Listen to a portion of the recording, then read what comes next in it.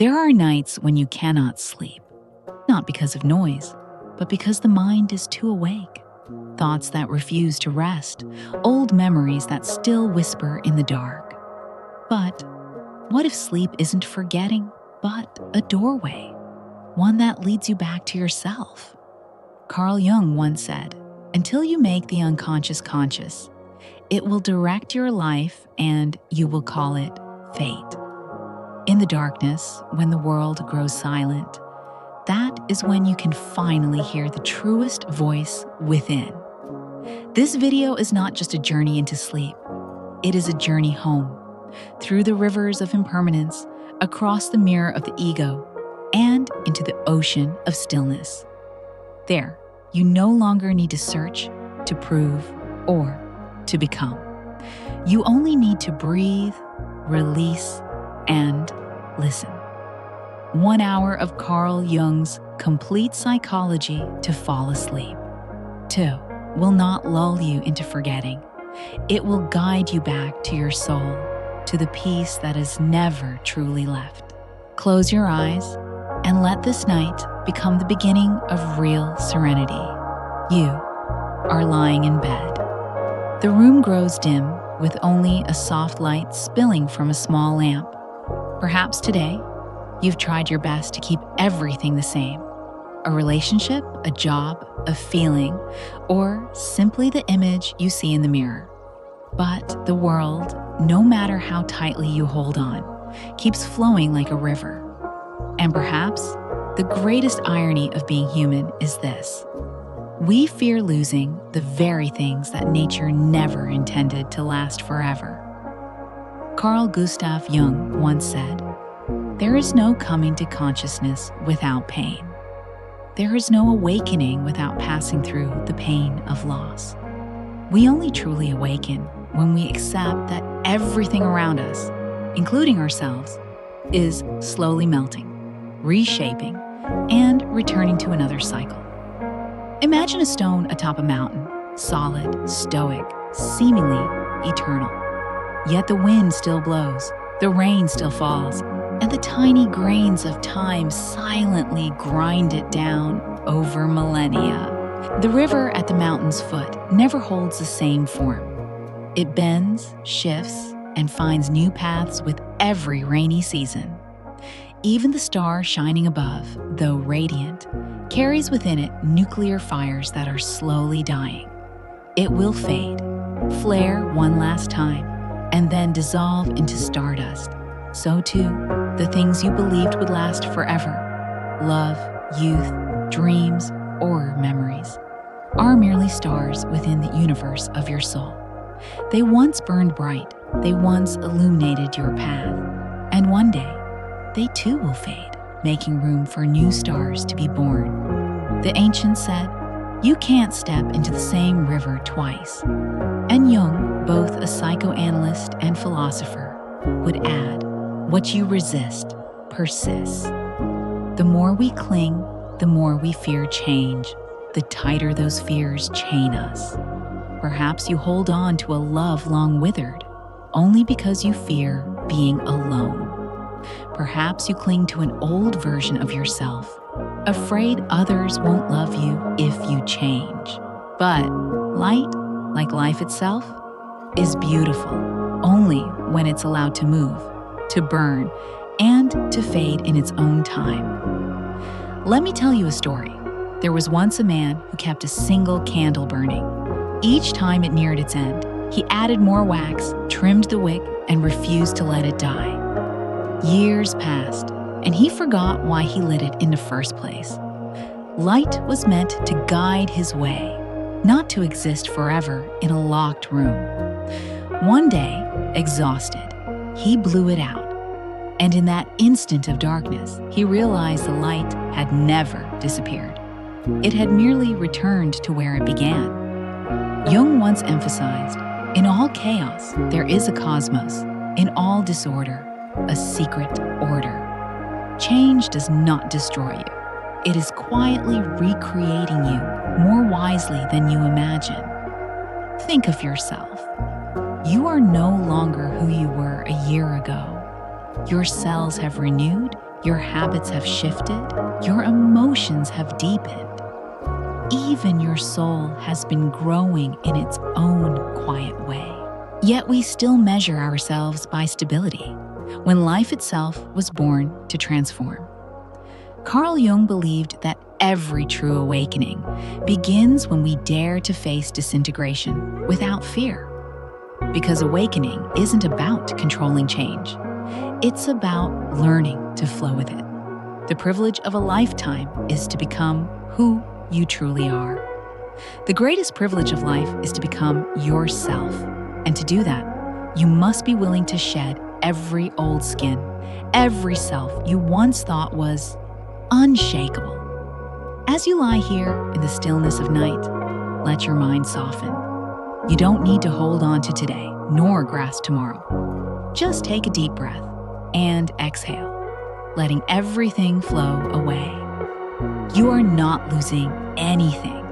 You are merely returning to the rhythm of the universe, the pulse of birth, being, decay, and renewal that nature hums in all living things.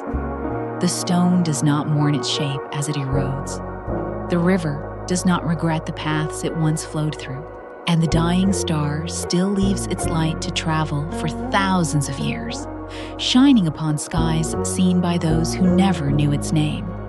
And you, if you dare to release and let life change you, will also leave behind such a light, a gentle trace of wholeness and aliveness. Carl Jung never spoke of perfection. He spoke of acceptance. He understood that within each of us lives fear, control, and attachment. But when we release our illusions of permanence, we begin to see the true immortality of the soul, the part untouched by time, form, or loss. So if tonight you feel as though you're losing something, know this: nothing is ever truly lost. Its form is merely changing, continuing to live in another way. Like the light of a candle, when it goes out, it doesn't vanish. It becomes warmth, smoke, and shadow, all still here, around you. Life does not need you to hold it still. Life only asks that you allow it to continue. And perhaps, in a moment you dare to let go, you will understand this truth. Everything is complete only when it is allowed to change. And then, once you realize that nothing truly lasts forever, something strange happens. Instead of fear, you feel relief. Because suddenly, you no longer have to fight against the flow of life. You begin to understand that even within dissolution, there is a hidden order quietly at work. Carl Jung once said, "In all chaos, there is a cosmos. In all disorder, a secret order." That is the moment when the mind stops struggling, stops trying to fix everything in place. Because in truth, it is change itself that gives life its rhythm and breath. If the previous part was an invitation to accept that everything changes, then this one is a gentle whisper in the dark. Maybe it's okay to let it change. Look around you. The work that once made you proud will one day become only a memory. The person you once loved will, one morning, become a fading face in your recollection. Even youth, the thing you once thought would stay, is flowing away drop by drop with every breath you take. And then you realize life never stands still. It is like a river, always moving, always carrying away and bringing forth something new. If you try to hold the water in your hands, you'll grasp only a few drops. But if you let it flow, you'll hear the gentlest music of nature. The same is true within your inner world. Your emotions, your beliefs, the roles you wear, they are changing too. There are versions of you that no longer fit. There are old dreams that must leave so that new ones can arrive. Carl Jung once wrote, "We cannot change anything unless we accept it." This is the most beautiful paradox of growth. You only truly begin to change when you stop trying to. When you accept that life is always in a state of becoming, you no longer fear impermanence. You begin to move in harmony with it. Imagine yourself lying there, listening to the waves beaten gently offshore. The wind rustles through the trees. Nothing is fixed. Everything is moving softly, rhythmically, and peacefully, like the breath of the universe. That is impermanence, not loss, but the heartbeat of life itself. People often think peace comes when everything stands still. But no, true peace is when you move with life, yet keep stillness within. Like listening to your heartbeat amid the waves. Like breathing evenly and smiling gently in the midst of change. Jung once reminded us, life really does begin at 40. Up until then, you are just doing research. He wasn't talking about age, he was talking about transformation. Human beings live in cycles. We try, we fail, we hurt, and then we learn to let go. At some point, we stop resisting. We begin to understand that everything, even what breaks, is part of the soul's evolution. When you understand this, you begin to see change with new eyes. Instead of asking, "Why is this happening to me?" you begin to ask, "What is this trying to teach me?" And when your question changes, your energy changes too. What you once called destruction becomes motion. What you once saw as loss becomes space for something new to bloom. Jung once wrote in the Red Book, "The greatest and most important problems of life are all fundamentally insoluble. They can never be solved, but only outgrown." That means there are changes you don't need to control or even fully understand. You only need to grow beyond them. When you grow, the problem naturally shrinks, like an old coat that no longer fits. And through that process, you begin to feel the peace that change brings. A strange peace, soft yet strong. Like the waves, never still, yet never gone. A wave is only water. Water is only the sea. And the sea is the rhythm of life flowing within you. So, if today you feel like everything around you is changing too fast, don't be afraid. It isn't the world spinning wildly, it's you growing. You are being invited to release what has already served its purpose. Remember, impermanence is not the enemy. Impermanence is the teacher.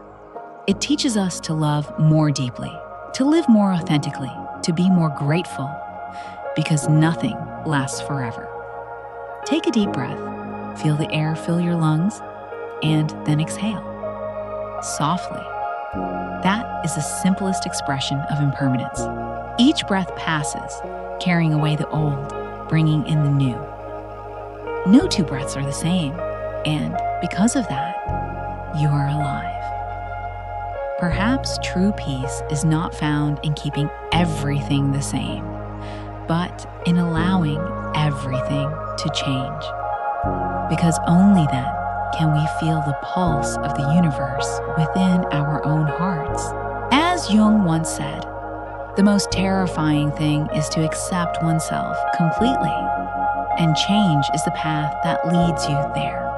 Accepting every part of yourself, every phase, every version, and smiling at them all. So tonight, if you hear the wind outside your window or the distant sound of waves, know that they are whispering the same thing. It's okay to let it change, because when you allow everything to change, you do not lose life. You finally begin to live with it. And then, when you've learned to let the world change around you without fear, you will discover an even deeper layer of peace. The peace that comes with letting go. Because acceptance is only the beginning. Letting go is true freedom. Carl Jung once said, What you resist not only persists, but will grow in size. When you don't let go, you resist. When you resist, you feed your fear. And in doing so, you unknowingly tighten your grip on the very things you wish to forget. Remember the feeling from before. The river still flowing, the wind still moving, the world changing, without asking anyone's permission. Now, in this part, let that current carry you farther, toward the final shore of awareness, where every grasp is released and stillness becomes the highest form of trust. You are lying in bed. There is nothing left to control, nothing left to understand, only you and your breath. One inhale, one exhale, the ancient rhythm of the universe. Carl Jung once wrote, "As far as we can discern, the sole purpose of human existence is to kindle a light in the darkness of mere being. But, that light cannot burn forever. Like the sun, which shines each day, but eventually descends below the horizon. Not because it dies, but because it needs to rest. So, like the lullaby of the night, allow yourself to rest. When night falls, the sun doesn't die. It simply goes to sleep. Letting go is not losing. Letting go is trusting that even when you do not hold on, life continues. You do not need to strain to keep the world upright. It has always known how to move on its own. Do you remember being a child before sleep would come? You didn't have to do anything. You simply loosened your hands, closed your eyes, and the world kept turning without your help. That is the purest instinct of letting go, a graceful surrender to the laws of nature. Carl Jung once said, people will do anything, no matter how absurd, to avoid facing their own soul.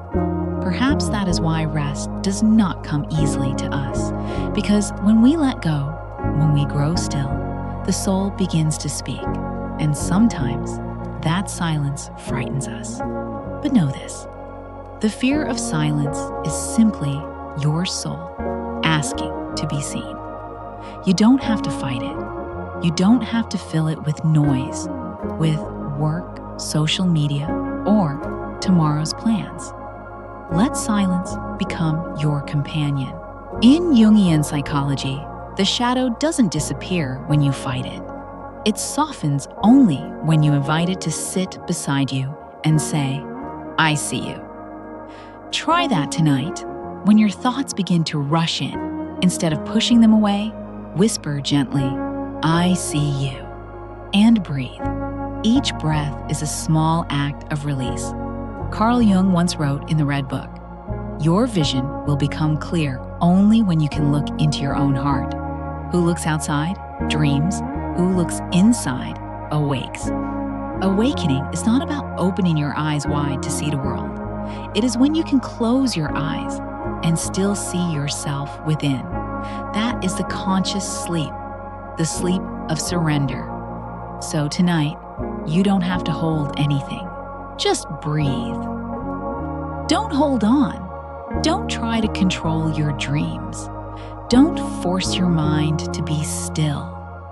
Just let it drift, like wind gliding over a lake, like waves kissing the shore, like the night wrapping softly around you. In these quiet moments, you are practicing one of Jung's deepest teachings, integration, the union of light and shadow, of the conscious and the unconscious. Letting go is the bridge to integration, because when you stop resisting any part of yourself, you become whole. Letting go is the act of one who has understood there is nothing left to fight for, nothing left to prove, nothing left to hold. There is only being, simple, complete, and enough. Carl Jung once said, wholeness is not achieved by cutting off a portion of one's being, but by integration of the contraries. When you let go, you lose nothing. You integrate. You are saying to yourself, I accept it all, the light and the dark, the voice and the silence, the action and the rest. And in that moment, you become whole. Imagine your inner sun setting. There is nothing sorrowful in this sight. The sky changes color, the light softens, and a world prepares to sleep. The sun does not die. It simply rests. It will return, as you will, in a new tomorrow. So, when you close your eyes tonight, remember, everything continues, even when your eyes are closed. Life does not need you to stay awake for it to function. The universe does not need you to hold it together for it to turn. All it asks is that you trust and breathe. One inhale, you receive life. One exhale, you give it back to the universe. And between the two, there is a brief stillness. That stillness is freedom. Carl Jung once wrote, "The soul becomes more spiritual only when it has learned to let go of the world." Tonight, let your soul have that freedom. No need to understand, no need to strive, no need to hold anymore. Just let go and rest. Because sometimes, rest is not the end of awakening. It is where it truly begins. When you learn to let go and rest, you begin to understand a deeper truth. After we release everything, what remains is not emptiness, but the peace of not needing to leave a trace. As if, after the sun is set, the sky does not mourn. It simply turns quietly to violet. And there, within that silence, a small voice rises inside you. If I disappear, will anyone remember me? That is the quiet fear almost everyone carries. From childhood, we are taught to leave something behind, an achievement, a name, a legacy. We are taught that to be remembered is proof that we have lived a life of value. But perhaps it is precisely that longing which makes us lose the soul's freedom. Carl Jung once said, "The greatest tragedy of the family is the unlived lives of the parents." This isn't only about parents. It's about all who live out of fear of being forgotten. Those who spend their lives existing in the eyes of others, forgetting the light that burns within. Imagine a leaf falling upon a still pond. In the moment it touches the water, ripples form. Then the surface smooths again, reflecting the sky as if no leaf had ever fallen. Yet the leaf was there, and though no one remembers it, it has already changed the pond's motion. So, it is with human beings. We long to leave a mark, as the leaf longs to imprint its shape on water. But the surface of water was never made to hold a form, and life itself was never meant to remember. It was meant to flow on. Jung once wrote in Memories, Dreams, Reflections, "A man's life is a series of unconscious acts which reveal his soul more truly than his conscious intentions." It means the deepest part of you does not need to be carved into stone or preserved online. Your soul is etched into every small act of kindness, every honest glance, every loving breath you've ever given to the world. These things do not carry your name, but they carry you. And yet, the ego fears this. It wants to be seen, acknowledged, praised, remembered. It believes that if no one knows of its existence, it does not exist at all. Jung called this the illusion of permanence of the self, the illusion that the I must endure forever. We cling to names, to images, to recognition, believing it's the way to defeat time. But in truth, it's the way we chain ourselves to fear. The self is not only the center, but also the whole circumference which embraces both conscious and unconscious. It is the center of this totality. Ion, when you understand this, you realize you do not vanish when others forget you, because you were never just a person. You are a fragment of the whole. You are the echo in someone's laughter, the warmth in the fading memory of a stranger, the ripple of kindness spreading from a small act you once made. We often think being remembered is part of love, but sometimes the purest form of love is the kind that doesn't need to be remembered. Like the mother who once sang her child to sleep, a voice the child will never recall. Like the one who plants a tree in the forest, asking for no name to be carved beneath it. That anonymity, that quiet absence of claim, is grace itself. Carl Jung once said, "The privilege of a lifetime is to become who you truly are." To become yourself does not mean to stand out in the world. It means to be true, even when unseen. That is when you touch true freedom, when you no longer need to be remembered to prove your worth. Think about this. Do you remember the face of the stranger who smiled at you yesterday? Perhaps not, but that smile warmed you for a moment, and in that moment, their soul lived on through you. They didn't need to be remembered, and yet they still exist within the energy of kindness.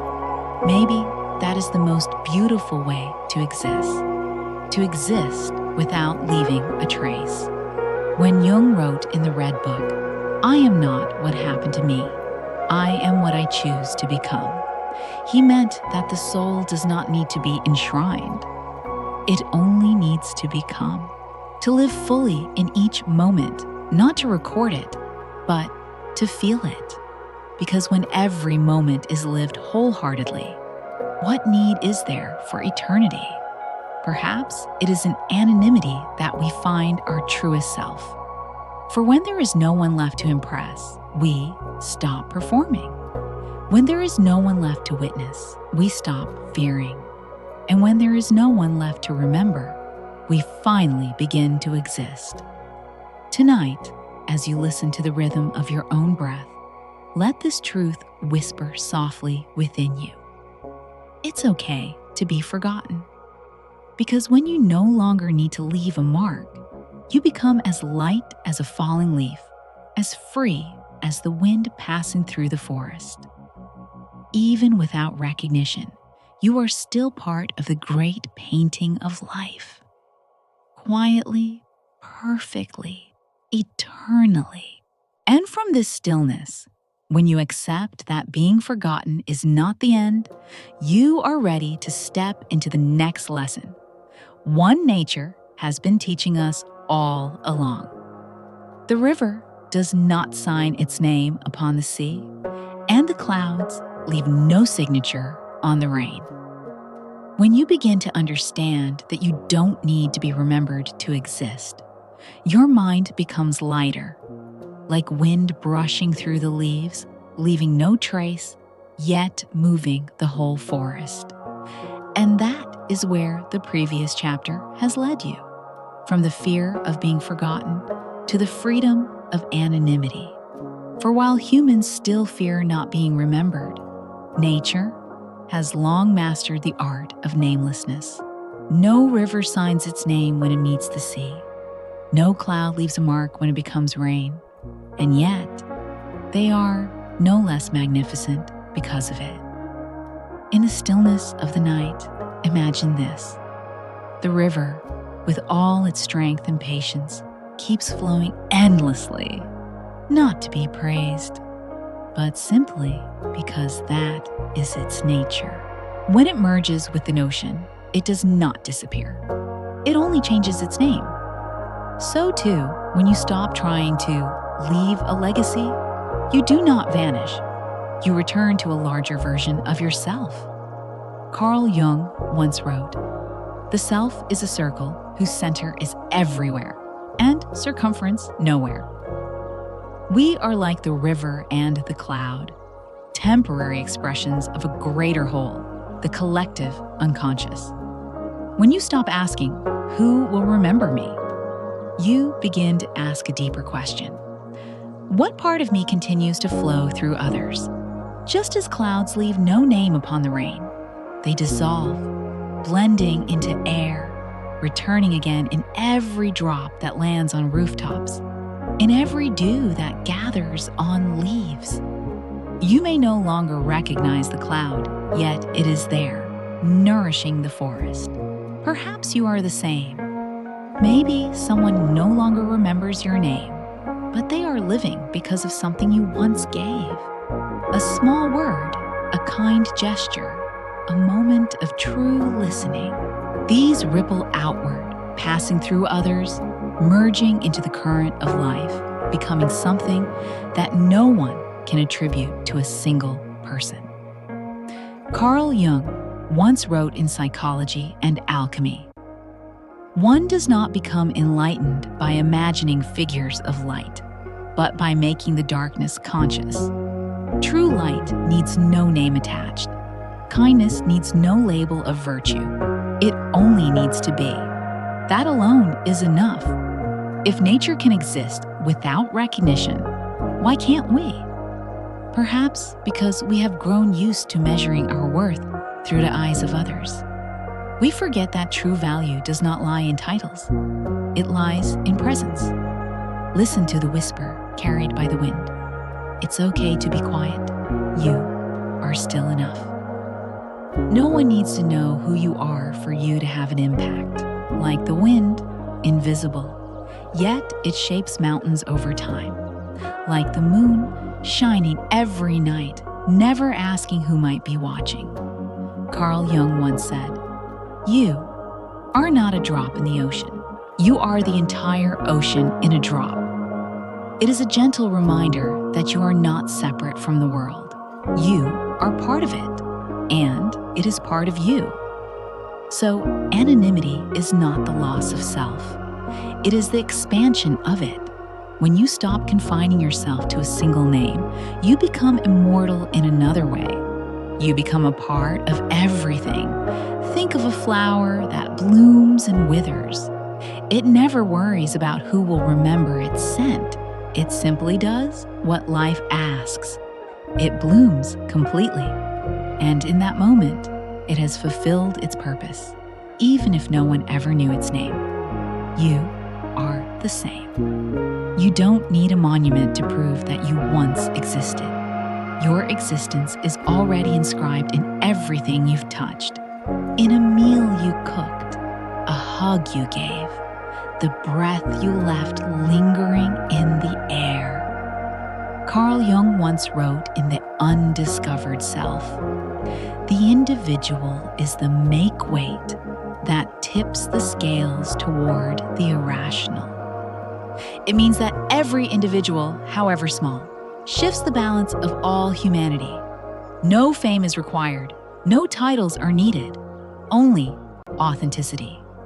Each of your actions is a grain of sand in the boundless shore, and the sea would not be the same without any one of them. Notice this. Nature is most beautiful when it is silent. No breeze boasts that it is blowing. No star seeks praise to shine. And you too can be beautiful that way, in stillness, in anonymity, in the tranquil presence of simply being. The privilege of a lifetime is to become who you truly are. Carl Jung. And sometimes who you truly are is not the one remembered, but the one at peace with not needing to be, the one who can love, exist, and feel whole without recognition. Tonight, if you look up and see clouds drifting across the sky, remember, no cloud ever keeps its old shape, and none laments that no one calls its name. Let your mind learn to drift the same way, not bound by names, not afraid of being forgotten, not needing to be verified, because, like the river meeting the sea, every dissolution is also a form of return. And when you accept that nature signs no name, you too begin to live like nature, free, humble, and forever flowing. When you understand that nature doesn't need to sign its name on what it creates, you begin to feel a deeper layer of freedom. The freedom of not needing to perform for anyone. The river doesn't need praise to keep flowing. The cloud doesn't need witnesses to become rain. And the light doesn't need to be named to shine everywhere. So too, you don't need an audience to be yourself. For existence does not need proof. It only needs to be lived fully. There is an old story of an aging musician who lived deep in the forest. Every evening when the sunlight slanted through the pine trees, he would bring out his old instrument and sit beside the stream. No audience, no stage, only the wind, the water, and the soft hum of wood and string. Someone once asked him, "Who do you play for?" He smiled and whispered, "For no one." Yet the music is still full. And within that answer lies a simple kind of enlightenment. When you no longer need anyone to listen, music becomes truly free. Carl Jung once said, "Solitude is for me a fount of healing which makes my life worth living." Sometimes it is in solitude that we rediscover our most original self. When we are no longer reflected through the eyes of others, we stop trying to become, and in that stillness, we begin simply to be. Modern life traps us in a play with no intermission. We perform for our jobs, our families, social media, and even for the image we hold of ourselves. But as Jung once wrote, the persona is that which in reality one is not, but which oneself as well as others think one is. The persona, the social mask, is necessary to function in the world. But if we forget to ever take it off, we lose sight of the face beneath. Perhaps true freedom doesn't lie in acting well, but in the ability to stop performing, to stop proving, to stop trying so hard to be enough. Because when you stop performing, you don't disappear, you return. Jung wrote in the Red Book, "The most terrifying thing is to accept oneself completely." Indeed, for when the roles fall away, you face yourself entirely, both light and shadow, gentleness and weakness. And only by daring to face yourself do you begin to see who you truly are. Like that old musician in the forest, he needed no audience to affirm his music. His sound wasn't meant to be heard. It was meant to be released. So it is with you. You don't need to be seen to have value. Your worth lies in presence, not perception. When you live for the gaze of others, you borrow meaning. When you live for the truth within, you create it. That is the difference between being noticed and being real. Carl Jung once said, "The privilege of a lifetime is to become who you truly are. And you can only become that person when there's no one left to act for. When the noise fades and you are alone with your breath. When you no longer need to be heard, you finally hear yourself. When you no longer need to be seen, you finally exist." Picture that old musician again, in the heart of the forest, his melody rising and blending with the wind, dissolving into the air.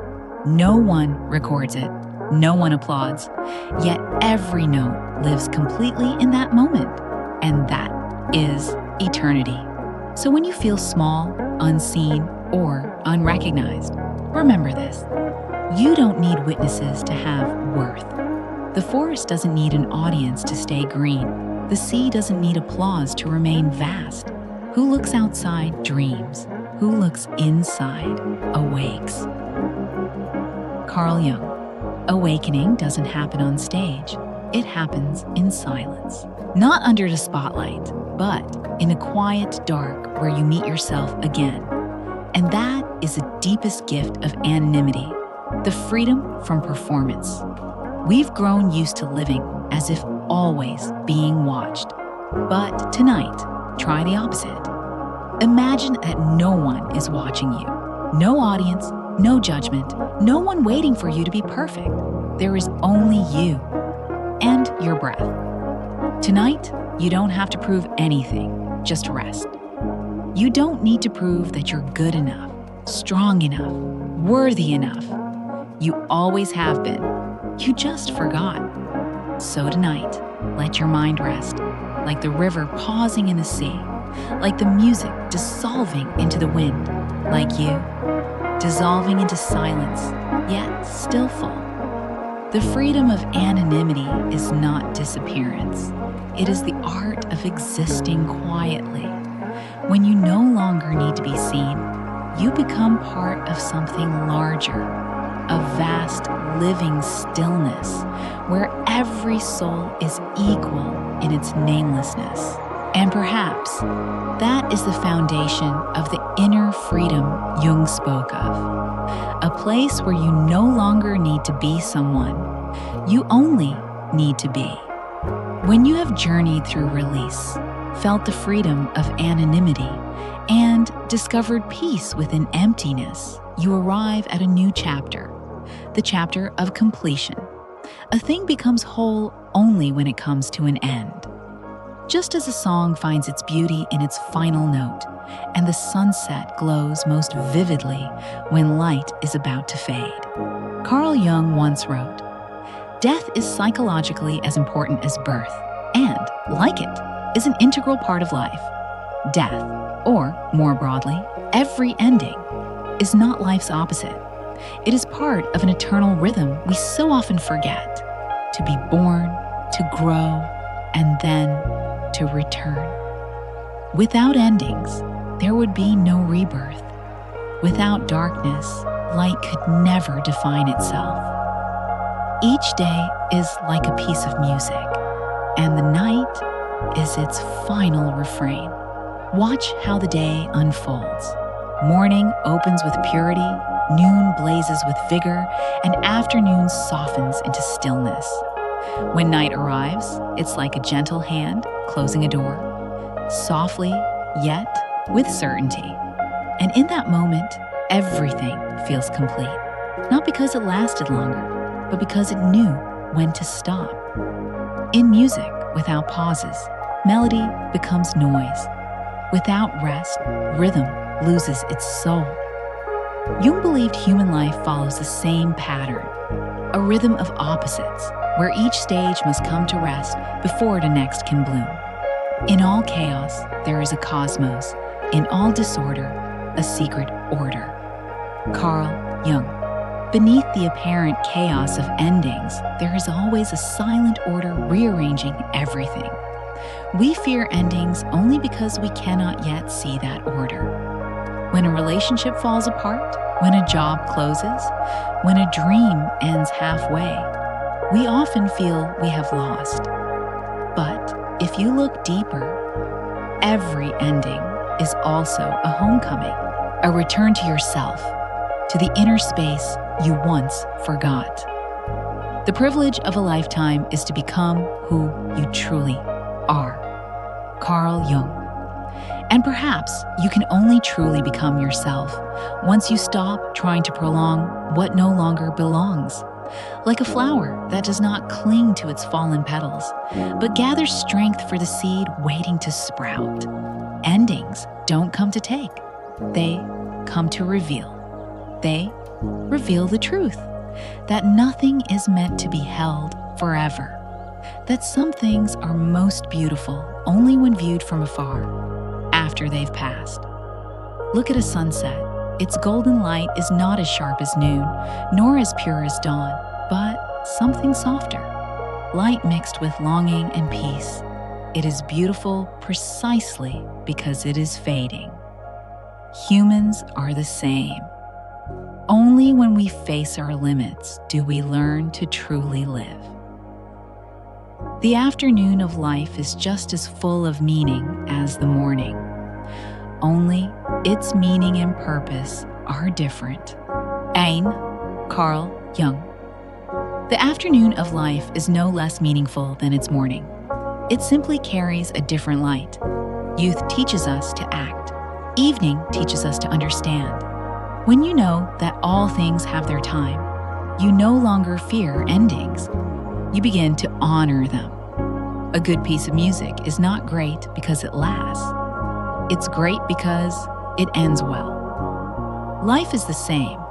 You cannot keep adding notes out of fear of silence, for silence gives sound its meaning. Life doesn't need to go on forever. It only needs to be lived fully in its own rhythm. The shoe that fits one person pinches another. There is no recipe for living that suits all cases. Carl Jung. There is no single formula for happiness and no single way to end. Each of us has our own rhythm, some close with tears, others with laughter, and some with a quiet breath. But in truth, all endings are a return. Sometimes you just need to see things like a sunset, where the light fades not because it dies, but because it has fulfilled its purpose. And night is not the end of day, but the rest of light. As far as we can discern, the sole purpose of human existence is to kindle a light in the darkness of mere being. Carl Jung. Light always returns, but to return, it must rest. And humans too. Sometimes the greatest courage is not in continuing, but in stopping peacefully. Each day you live is a melody in motion. When night comes, let it end gently. No need for more words, no need to hold on, no need to analyze. Just listen as the final note fades into silence. Because in that moment, when the sound disappears, you can finally hear your true self. Each day is like a piece of music, and the night is its final refrain. And when you allow the night to do its work, you are practicing one of Jung's deepest truths. There is no coming to consciousness without pain. Endings may hurt, but within that pain lies the light of awakening. Like the last song before sleep, it asks nothing of you but surrender. For wholeness does not come from adding more. It comes from knowing when to stop. So tonight, let the music of this day close softly. Rest, for tomorrow, a new song will rise. Born from this very silence. Kibanja hio juog, kai jepgwa hoiket. Banse te rangsu, kit hut kong kona la dao cham hit. Mala, kit huat kwa buongte, kong nuningesi, ki kep laiban hach kwa min. Hong pai vihokan ituong, ma vihobiet rangim langchin la not hach kwai kung. Tu kwan kaji e, ban ba jiao hok kach song humot ngoi, biet chap nhanchuki. Let it end gently. Every ending is also a beginning. Carl Jung Tung Noi. There is no coming to consciousness without pain. Hong ko suthuk tin naujin, ma hong ji kwa jiao jon. Va joiki, chin noi jiao kwa, ket tuchla loi moi goi. Ban buok sangmot giai joan moi. Tin yeu tanvo, kong viek thai joy. Ban be roiksa, tat ka hong pa ido hio kwa mat mala. Chuki kua su song jeng luan kuyen, gyong hu mua thela. Hei thui triu rut jen huang sho cho mot boy sangkak. Neu trong fan truog, ban jante juok vi jep kwa vieks mot gai troi kwa va jem jen, ti gio je, hain hin sao hon. Lam sao jis song kung suket tuks ma hong jiao. Ma hong so, ma van tron ven. Kautra loinam ong hetuat hapnat. What you resist, persists. Carl Jung. Nung gi ban chong lai se tonte lao hon. Ki ban bao viu vao gio gi jo. Mut moi kwan he, mut vi tri. Mut hin en ben han. Ban jang cho no kien gio kin ban. Nung ki ban jon, nad su ket tok mut kash diudang. Ban troth hang ngoi chu jong kwak joy min. Hong pai vi ban man me hon. Ma vi ban jan hieo kwai luat. Jung tin rang vutruvan han theong guyen tak joy cook. Sang toi, song ket, bat jiao ket tuk. Chiki hai kukne hoa ho. Ko nangoi moi jat jen tuan the. Vive song hi ngasikwa suke tukla. Biet nintai kai jepunge trong hoan haktan bien. Hey, tun ho lai mat moi tin jagwa. Lukno ke tuk banko the kam taitan vo.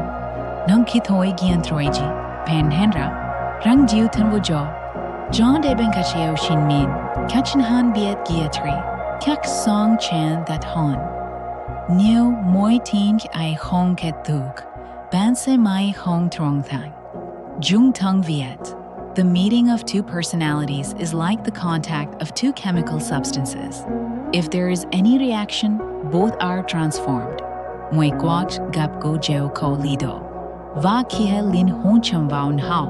Du chi trong mot koan kat. Gehe jeo bien joy. Nhung moi fanung hua hok. Mot ki hua tat. No fai lang swang. Kong fai vi het giatre. Ma vi no chan lam shong niem vu kwa ming. Trong kong viek, trong kwak song, trong moi, vai troma bantungyu kong vai. Ko luk ban fai roi ji kong fai vi that bai.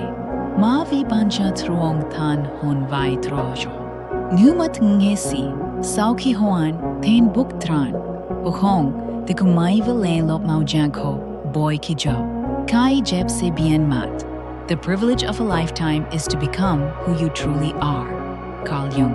Tro tan chin, min, kong chi la timra jiubanyo. Ma kon la biet ki nao nendo. Dung jibao tung kai jib. Dung je kong lam ton tuong ju tung kui gia. Vi kai jib that su kong nam trong viet skew. Ma nam trong viet shof heb no roi ji jung luk. Let it end gently. Hoi je moi to ke tuk smot kash nhin hang. Nu kiet la lia kong ki gyo ke kwa. Kong kuong le kong oan tan. No biet rang hiem vukuamin jak song. Vasu roi suong chi lahan trin tro vevoi jatme. Kang humve ke mo chong joy ke plai. Ben kong tak sumat ji. Ban chi jang tro vevoi ben the. Jung tung noi ve tien trin individuation. Kwa trin kon angoi. Hop hat kats man roi. Rak kua tam honje. Drone en angoyan van. Jelam juok geo jo. Moi fan trong ban. Jo faiko luk chet jimotlan. Jefan sauhon juok singhra. The old must die before the new can be born. Vacho chin la banshat kua moi ket tuk. Song hu ngasikua suket tuk hia. Labiet kash buong voi long biet on. Lamim kuai. Ki kan kwa jong lai, hong vi ban vo kam, ma vi ban biet mot kan kat jang mo. Hong fai moi ket tuk jo ko hao, hong moi ket tuk jo kai ing hia. Tam chi, ing hia jo joy kichi la loin hak rang ban van kon jang song. Vajuok song la mot jak an. The afternoon of life must also have its own significance and cannot merely be a pitiful appendage to life's morning. Carl Jung, Giai Joan Sao Kwak Kwak Joy, Nhong Chong Kwoi, Hong Pai Fantan, Mala, Nuakon, Lai Kwa Pukatran. Vi Niu Hong, Kuchiota, I see Biet Trantrum Bihmi. Niu Hong Ko Kiali, I see Hieo Sao Sak Giatri Kwa Gabgo. Venen, Jung Sohi, Jiogi Jo Jang Keplai. Jung So Niu Giun Hung Kan Sua Jan Jung. Tai Vao Jo. Hai, Jung Yen Mot Hut, Hit Sao, Vanoi Loi came on vi, Geo Jojan Tung Jen, came on vi no Jen Gyup Ben, Hin Thai, Chin, Ming Rohon. Varoi Hai, Jeno Raji, Nhen Hu Hoi Tha. Every ending is also a beginning. Jemne, Kiban Kep Lai Joymat, Hai Koi Jo, Lang Hile Kwamut Ngesi. Ban Kong, Ngu Je Kwen, Majit Rao Choban Han Ko Hoi, But Jau Lai. Kung humat troi moi gai phai lan, jenge me kata moklai trong mot hin dang moi. Vide, hai je moi, tau ket tuks that diu dang. Kong kogi kan voi, kong kogi kan niu, chi kan tau. Let it end gently. Every ending is also a beginning. Herje kau noi airu ban jemne, no mot ben hach koi kung. Langlitan va hongian, nungvang mai trong tam hun ngoinge. When you have learned to live like an artist of endings, to let things close gently, to release without fear, the final lesson is rest. Not rest because you are tired, but rest because you are complete. Like a painter who, after the final brushstroke, does not add or erase, but simply sits in stillness, gazing at the work with a quiet smile. For he knows everything is enough. There is a time for everything and a season for every activity under the heavens. Ecclesiastes 3:1. When Carl Jung spoke of the natural cycles of the soul, he did not mean escaping darkness, but living through it, then allowing it to pass. Just as night does not come to extinguish the light, but to give it rest. Even a happy life cannot be without a measure of darkness, and the word happy would lose its meaning if it were not balanced by sadness. Carl Jung. If you have walked through sorrow, loss, and the closing of chapters, if you have learned that endings are not enemies, then now, let your mind sleep, because rest is the final art of surrender. Imagine an old man. Each night before sleep, he turns off the lamp, slowly, without fear. The light fades, yet his face remains calm. He knows darkness is not the absence of light, but the place where light rests to be reborn stronger. As far as we can discern, the sole purpose of human existence is to kindle a light in the darkness of mere being. Carl Jung. He understands that for life's lamp to keep burning, it must sometimes go out, just as the heart needs the pause between beats, and breath needs the quiet between inhale and exhale. Without pauses, there can be no rhythm. Tonight, let everything end like a song. Sleep well. Your life is a composition. Each day a short movement, each act a note, each memory a melody. And when night arrives, let the song close on its own.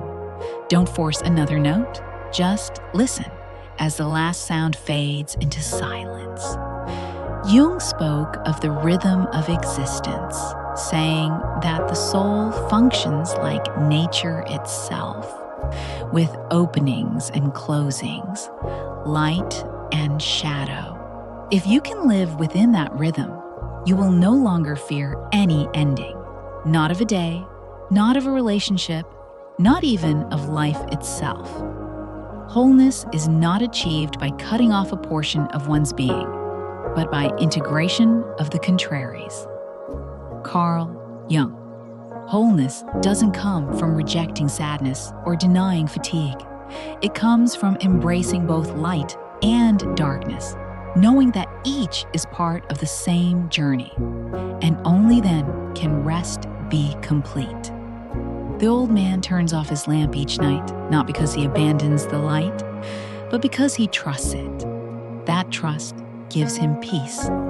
The faith that everything will return, that tomorrow the sun will rise, the birds will sing, and his heart will still beat quietly within him. So too, when you close your eyes tonight, do not think you are leaving life behind. Think instead that you are giving it a chance to renew itself in peace, because even sleep is a form of rebirth. Breathe in, breathe out. Each breath is a small death and a new birth. You don't need to do anything, just breathe. Tonight, you don't need to fix, to try, or to understand. You only need to rest. Jung once described individuation, the process of becoming whole, as a path not outward, but inward. And at the end of that path lies not victory, not achievement, but silence. At the end of the day, we must let go of who we think we are supposed to be and embrace who we are. Rest is when you stop trying to become someone, when you no longer need to prove, to explain, to fight, when you simply accept yourself exactly as you are. In that stillness, you realize nothing ever truly ends. What we call the end is only the pause between two pulses of life, like a song that must rest for the next note to rise, like the night that must darken before dawn. Look back once more. The beauty of endings taught us that endings are necessary. Living as an artist of endings taught us to release with gratitude. And now, the end as rest teaches us to accept completely, not through reason, but through breath.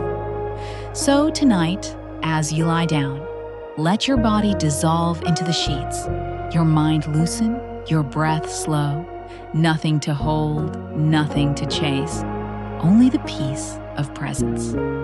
Good night. The voice fades, like a breeze drifting through your thoughts. The music softens, like moonlight dissolving into shadow.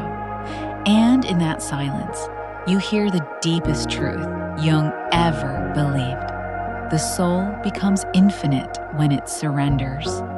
The soul becomes infinite when it surrenders. Not because it has lost, but because it has become whole. Tonight, let your soul surrender, not to the world, but to stillness itself. And in that moment, you will understand an ending is never disappearance. It is the universe's way of saying good night. And when the night closes and you have learned how to rest in endings, something else quietly begins to emerge. Emptiness. It does not announce itself, nor arrive with noise. It simply lingers, like the universe taking a long, deep breath. After letting go, after saying goodbye, there is often a space, a gap between what has ended and what has not yet begun. That space is where we often feel most lost, and yet it is also where the deepest healing takes place. In all chaos, there is a cosmos. In all disorder, a secret order. Carl Jung. From the chaos of loss, a silent order is forming. But you will only sense it when you dare to stay still within the emptiness.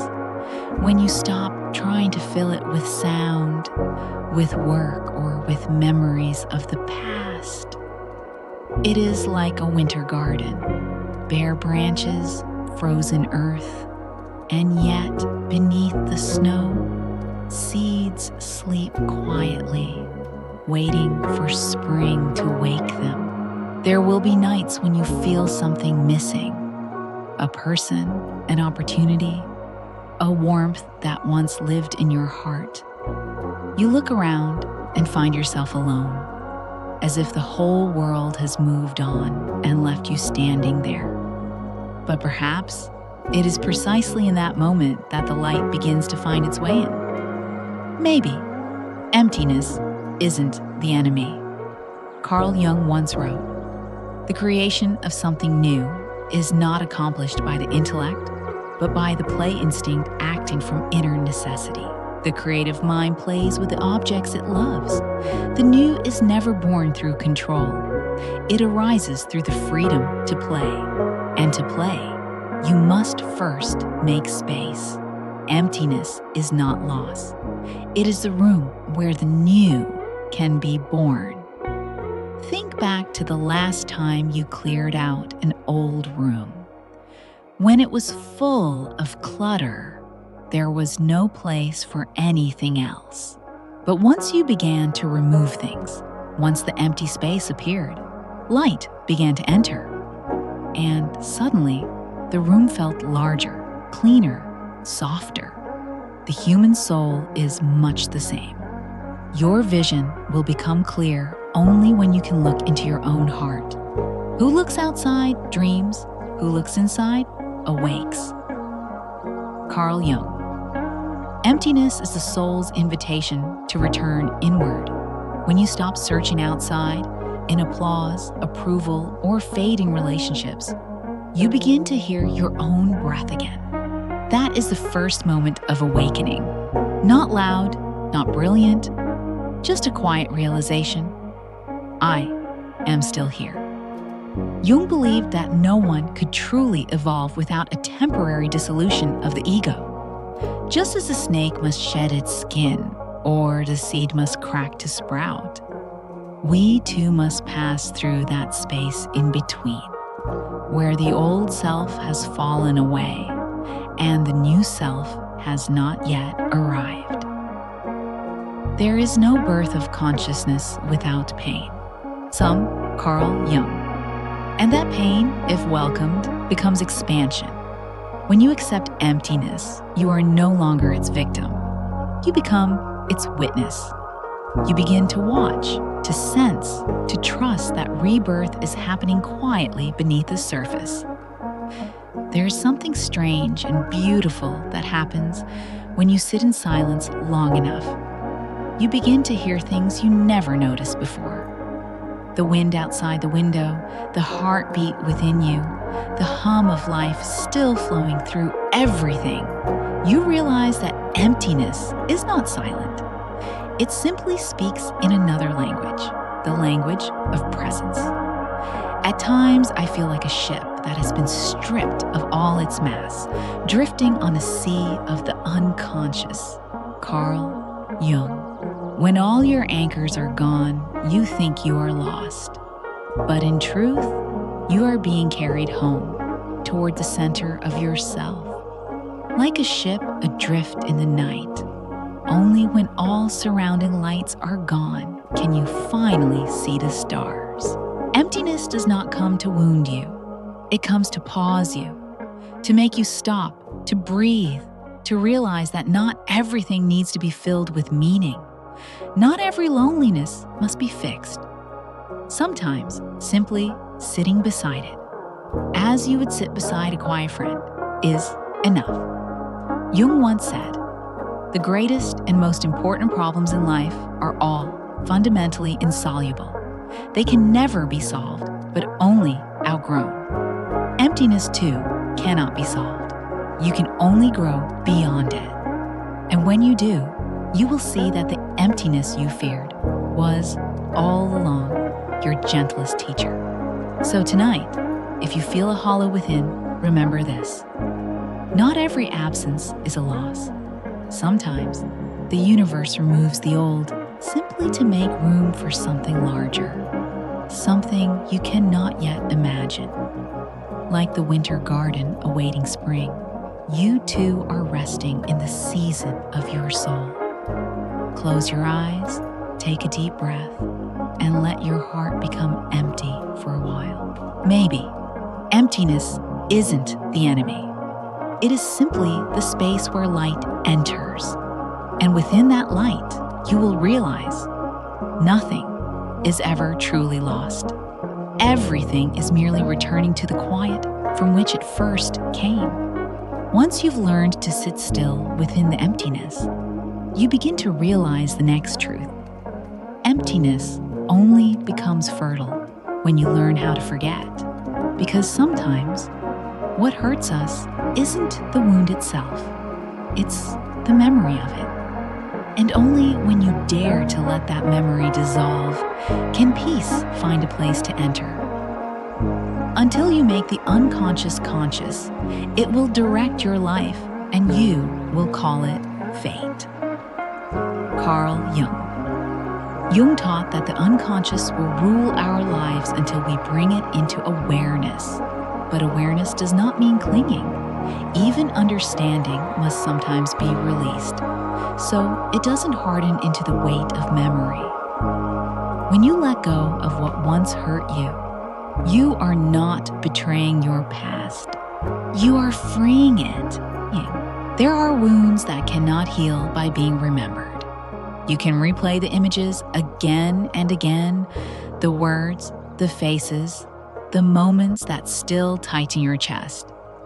But the more you remember, the longer the pain survives.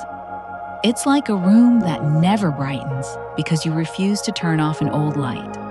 No new light can enter while you keep holding on to what is already burned out. Breathe in, breathe out. Imagine inhaling and exhaling slowly. Each breath in brings new air. Each breath out releases what no longer serves you. Life breathes in the same way. It can only continue through letting go. In nature, nothing is kept forever. Leaves fall to enrich the soil. Waves retreat so the ocean can rest.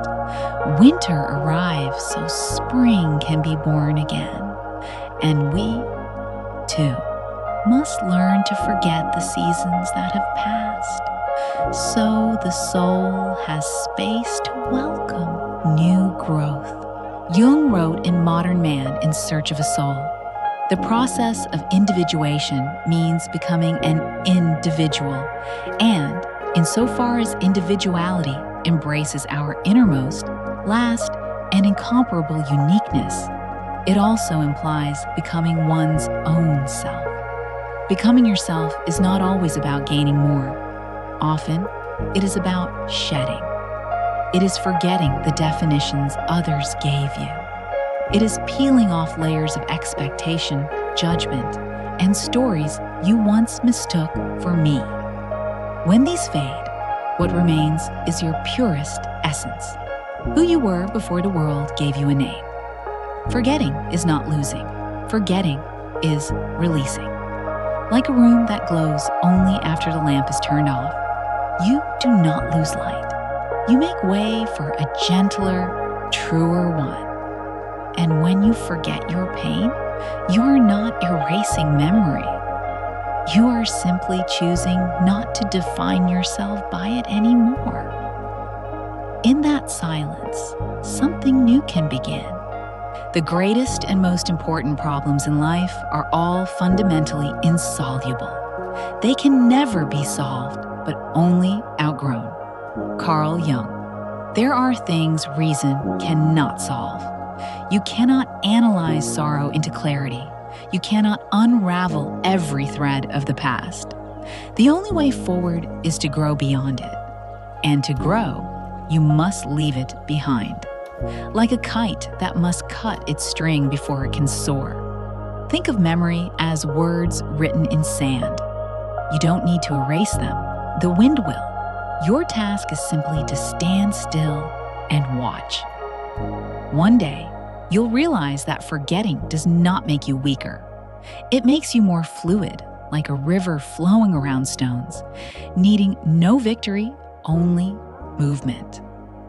The pendulum of the mind oscillates between sense and nonsense, not between right and wrong. Carl Jung. The mind swings endlessly between meaning and meaninglessness, between what it grasps and what it cannot. But when you learn to forget, you stop needing to understand. You allow yourself to not know, to not solve, to not force. And in that surrender, peace appears, not because you found an answer, but because you no longer require one. Some wounds heal only when you stop trying. When you stop trying to get over it, you finally move through it. When you stop forcing yourself to remember, you start to live again. And in that very moment, life returns, soft, quiet, like a breeze through a curtain newly opened. Breathe in, breathe out, breathe with life. Let each breath remind you that you do not need to hold everything so tightly. Forgetting is not betrayal. It is returning things to the flow of nature. Sometimes, the kindest thing you can do for a memory is let it rest. Jung believed the unconscious is a place of renewal. Only when we release control can the buried things within rise and transform. Forgetting is the soul's way of pruning, clearing fallen leaves so the soil can nourish what's next. When your mind softens its grip on pain, new energy begins to move again. What you resist persists. Carl Jung. Whatever you fight will stay, but when you accept, when you breathe, when you allow memories to dissolve like rain into earth, they lose their power. They become foundation, quiet, rich, and fertile, where new life will grow. So tonight, If an old memory comes, let it arrive and let it go. Don't chase it. Don't cling to it. Just breathe with it as you breathe with the rhythm of the universe. Breathe in, breathe out. And one day, you'll notice what you once struggled to forget no longer matters because something new has already begun to bloom in the space it left behind. When you have learned to forget in order to make space for the new, another deeper layer begins to open. Silence. Not the emptiness of longing, nor the wind of release, but a pure stillness, where the mind ceases to move and the soul begins to breathe deeply. Jung once wrote, "The soul needs silence more than the body needs rest." Silence is not merely the absence of sound. It is the absence of striving. It is the moment when you no longer try to understand, no longer try to heal, no longer demand answers from the world. Because some nights don't need solutions, they only need silence. For in that silence, the universe whispers things that language can never reach. Silence is the oldest language of the soul. Before words existed, before humans learned to speak, everything in nature communicated through rhythm, through breath, through motion, through the beating of hearts. And when you sit still, resisting nothing, you begin to hear that rhythm again, the heartbeat of the cosmos. Silence is the heartbeat of the universe. Imagine this. You are lying in the middle of the night, and every sound around you begins to fade. No traffic, no voices, only the gentle touch of wind against a window. And in that moment, you realize silence is not frightening. It is not emptiness. It is the space where everything is resting. Breathe in, breathe out. As your breath merges with the silence, you become part of its rhythm. You are no longer the listener. You are an instrument in a great symphony of existence. Carl Jung once said, "In each of us, there is another whom we do not know. He speaks to us in dreams and tells us how differently he sees us from the way we see ourselves." In silence, that other, the deeper self within you, begins to speak. Not in words, but in sensations. A warmth across your chest, a quiet tear, a small, effortless smile. These are signs that you are reconnecting with your soul, not through thought, but through presence. Modern life has made us forget the value of silence. We fear it, and we fill it with noise. Conversations, music, notifications, endless chatter. But the more we fill it, the farther we drift from ourselves. Jung called this the noise of the ego, the part of us that keeps talking to prove it exists, while the soul simply waits for us to sit down and listen. People will do anything, no matter how absurd, to avoid facing their own soul. Carl Jung. Silence is the doorway to the soul. But to pass through it, you must be brave enough not to speak, not to act, not to think. That is the hardest test, because we've been taught that only doing brings meaning. Yet Jung believed the opposite. The deepest meaning is born in moments of stillness. Think of nature. The moon does not need to make a sound to shine. The sea does not need to shout to know it has waves. The tree does not need to speak to keep growing each morning.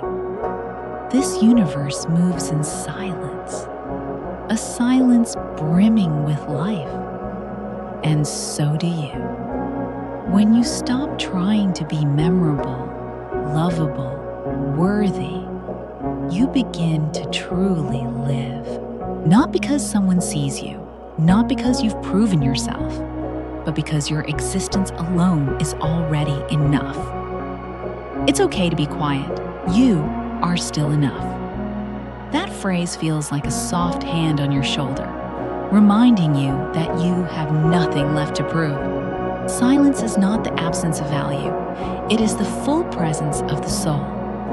When Jung described individuation, the integration of the conscious and the unconscious, he never portrayed it as a loud process. It was quiet, slow, meditative. The privilege of a lifetime is to become who you truly are, Carl Jung. And to become who you truly are, you must be still enough to hear the voice within. No one else can lead you there. Silence is the only map you'll ever need. Tonight, as you lie down, don't try to understand anything more. Don't force meaning onto the day. Just be silent. Because perhaps what you've been searching for has been here all along. You just weren't quiet enough to hear it. There is no coming to consciousness without pain. Carl Jung. But pain does not last forever.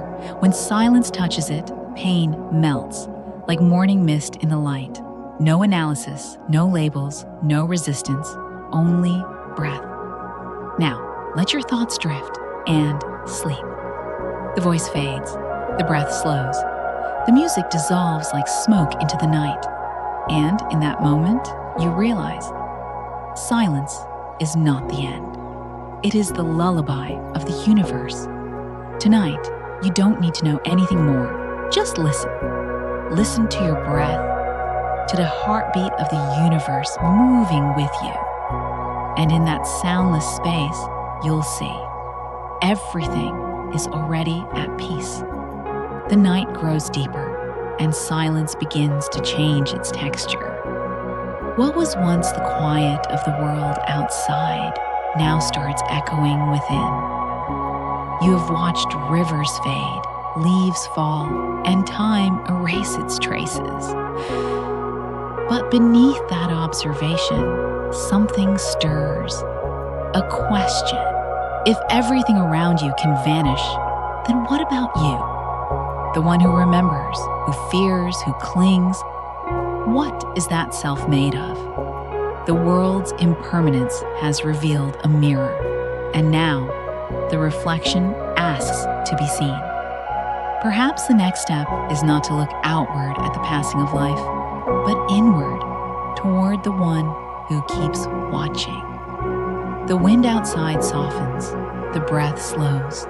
The journey that began among rivers and stars now turns toward the quiet ocean within, where the boundaries between observer and observed begin to dissolve. There are nights when you look up at the sky and realize even the stars are dying. The light you see, radiant, magnificent, seemingly eternal, actually went out millions of years ago.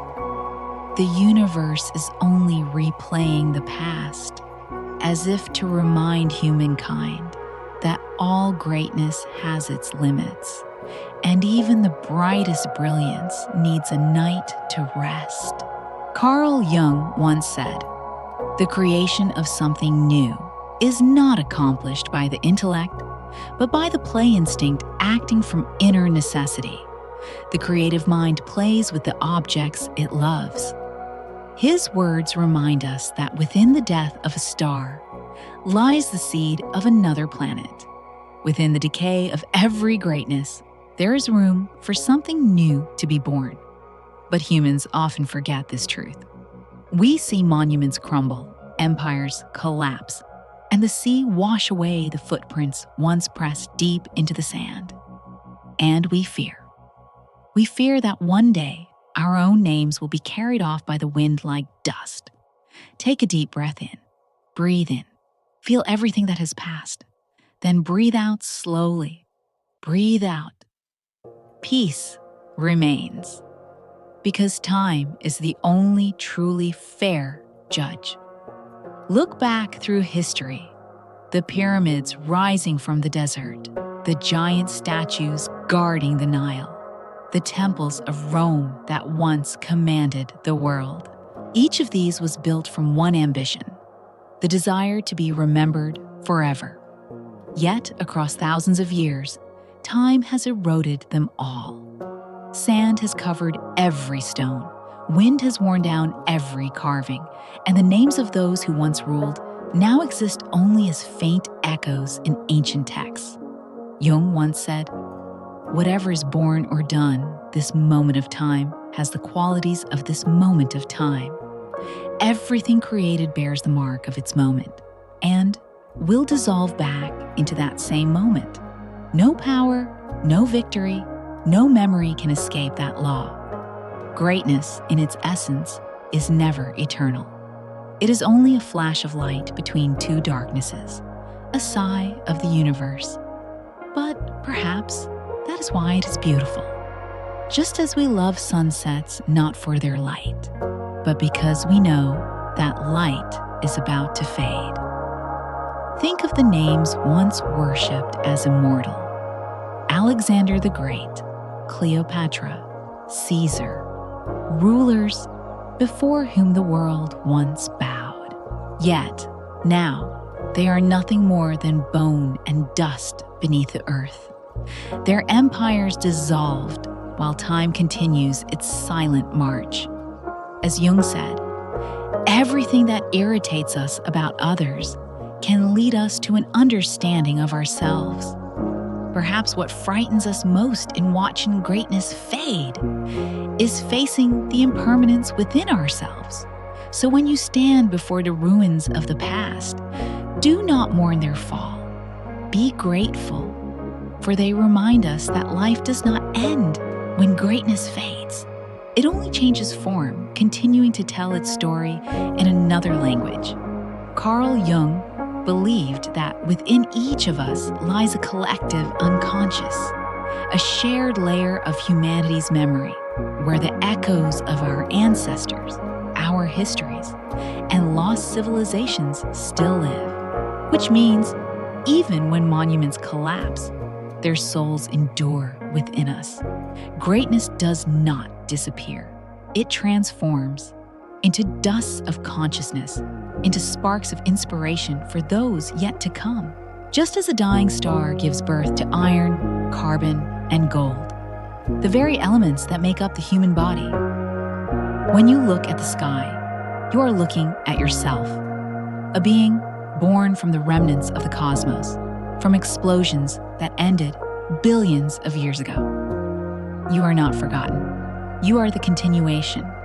And when you understand this, you realize that no greatness ever truly vanishes.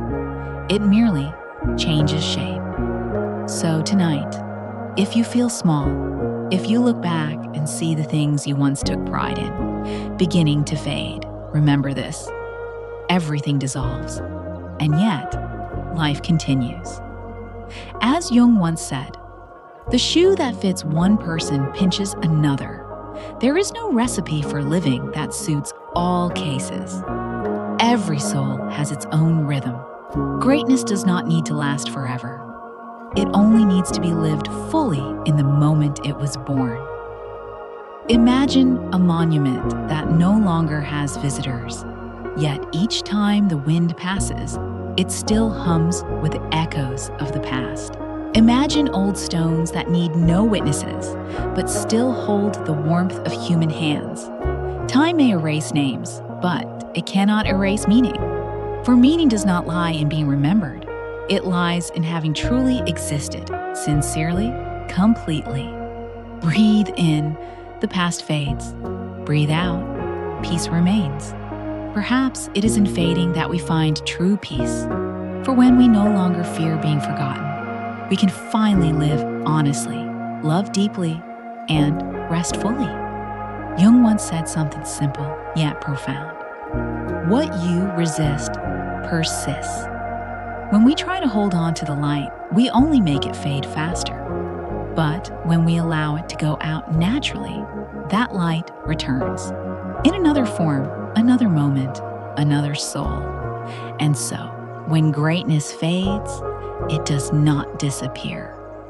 It returns to the primordial rhythm of life, where everything is balanced, where there is no high or low, big or small, only the breath of existence itself. Let this voice whisper to you in the stillness of night. Maybe the beauty of life lies in knowing it will be forgotten. Because it is forgetfulness, not glory, that makes life fair, profound, and complete. When the light of great monuments fades, only one thing remains standing amid the dust of ages: justice. Time knows no favoritism. It does not bow before kings, does not indulge the powerful, and never slows for those who beg for one more moment. It moves steadily, silently, without mercy, without hatred, like a judge who needs no court. Have you ever stood before the sea and watched your footprints being washed away? In that moment, you realize every trace of existence, no matter how strong, eventually melts back into the water. The waves choose no one to preserve. They simply do their work, erase, and begin again. And within that erasure lies a gentle form of justice, one that needs no proclamation. Carl Jung once said, "Who looks outside dreams, who looks inside awakes." When people become obsessed with being seen by the world, they begin to dream, to chase after power, fame, position. But when we turn inward, we awaken. We see that nothing truly belongs to us except experience unfolding in this very breath. Fame, status, career, all are masks we wear in this brief life. They allow us to be seen, to be celebrated, but they fall away when a wind of time passes, like sails stretched full of wind, appearing strong, yet always lowered when the voyage ends. You don't need to leave a mark to matter. This simple whisper touches the essence of being. We do not need to leave traces to be meaningful, because value lies not in what endures, but in what is lived. Jung once wrote, "As far as we can discern, the sole purpose of human existence is to kindle a light in the darkness of mere being." The sole purpose of human life, he said, is to light a lamp in a darkness of existence, not so that others may praise its glow, but so that it warms one's own soul while it still burns. And that is the justice of time. Time does not reward success, nor punish failure. It performs only one sacred task: to bring everything back into balance. A child and a king, a farmer and a philosopher, all pass through the same doorway, entering the same stillness where names and titles mean nothing. You can feel it in a rhythm of the night. Listen closely, not to the sounds of the world, but to the pause between two breaths. In that silence, every title dissolves. There is no who, no what, only pure, transparent being. Tonight, let go of your titles, your names. Just be a soul resting in the same silence as all who came before. Perhaps you've spent your whole life trying to prove something.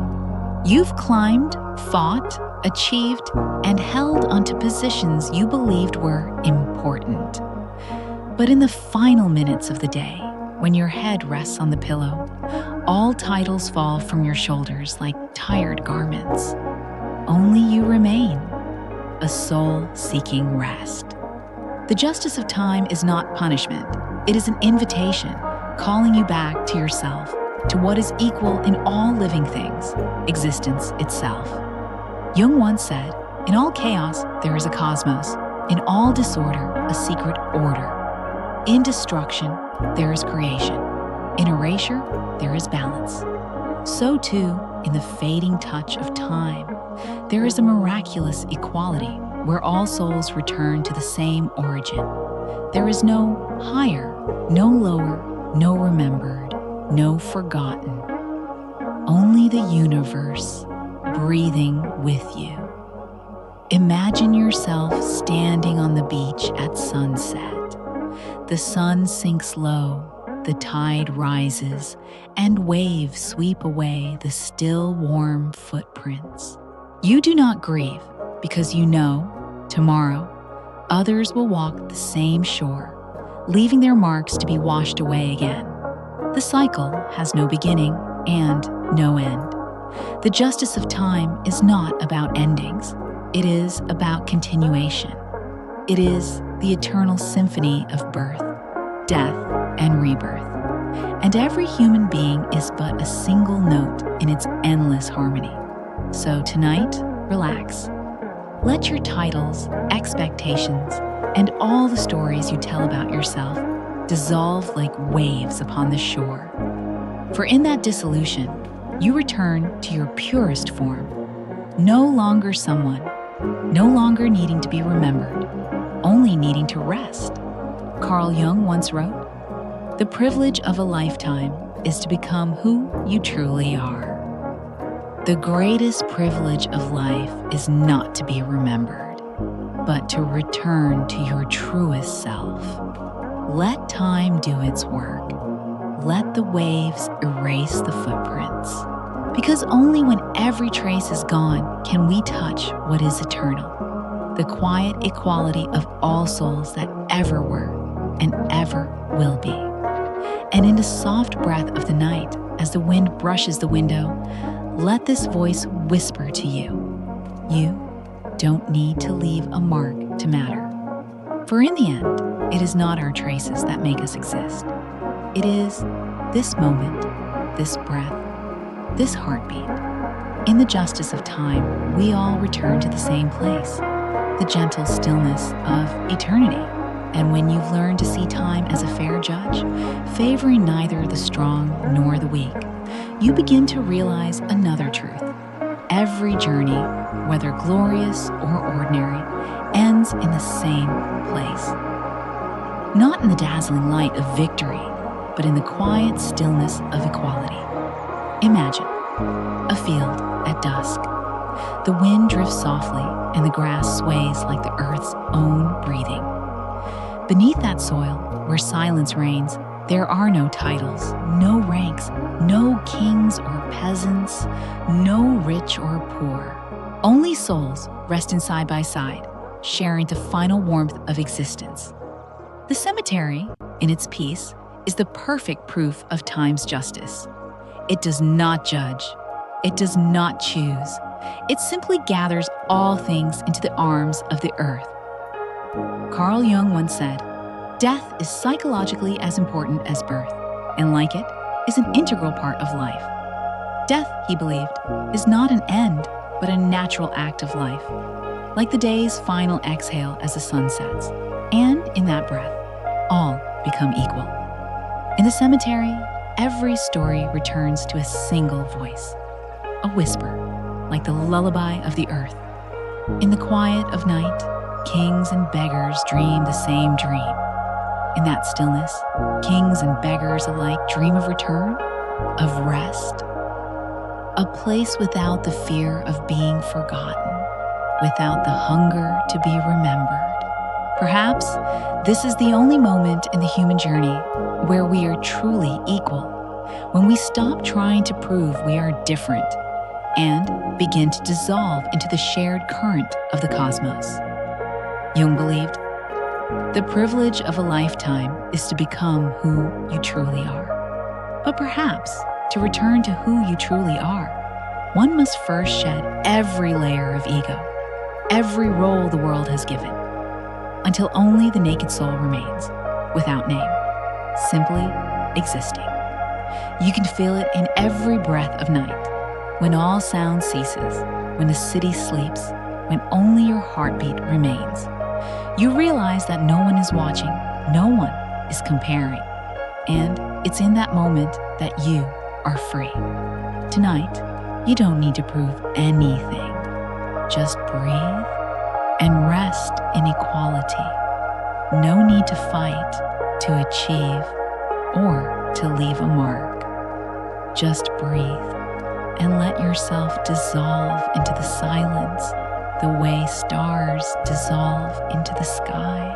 Every comparison, every measurement, every effort to be more than someone else fades in the instant you understand.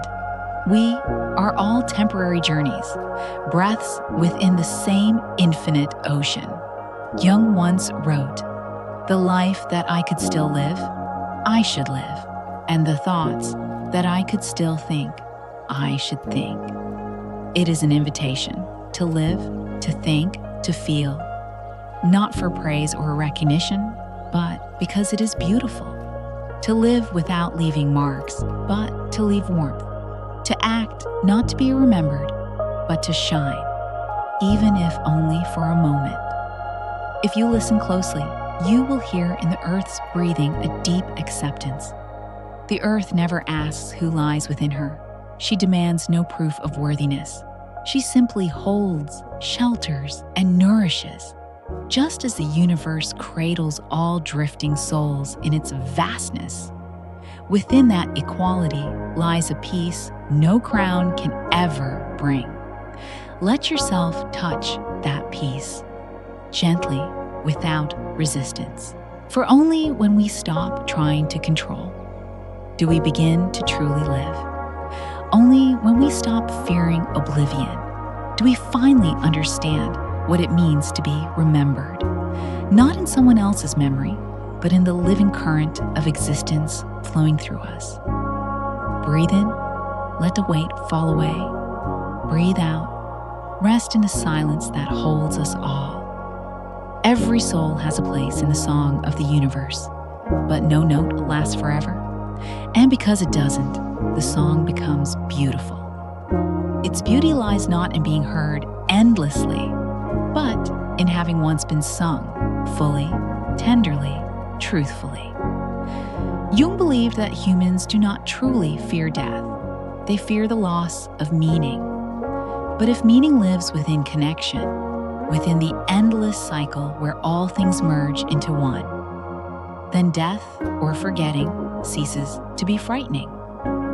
No tree, it is said, can grow to heaven unless its roots reach down to hell. To touch the heights of spirit, we must accept the dissolution of the self. And thus, the equality of forgetting is not punishment. It is a gift. It allows us to rest, to melt into something greater than ourselves, to return to the roots of being, where there is no I, no you, no they. Only one shared breath of life. Tonight, let this voice lull you. No one higher, no one lower, no one remembered, no one forgotten. All are sleeping in the same breath of the universe.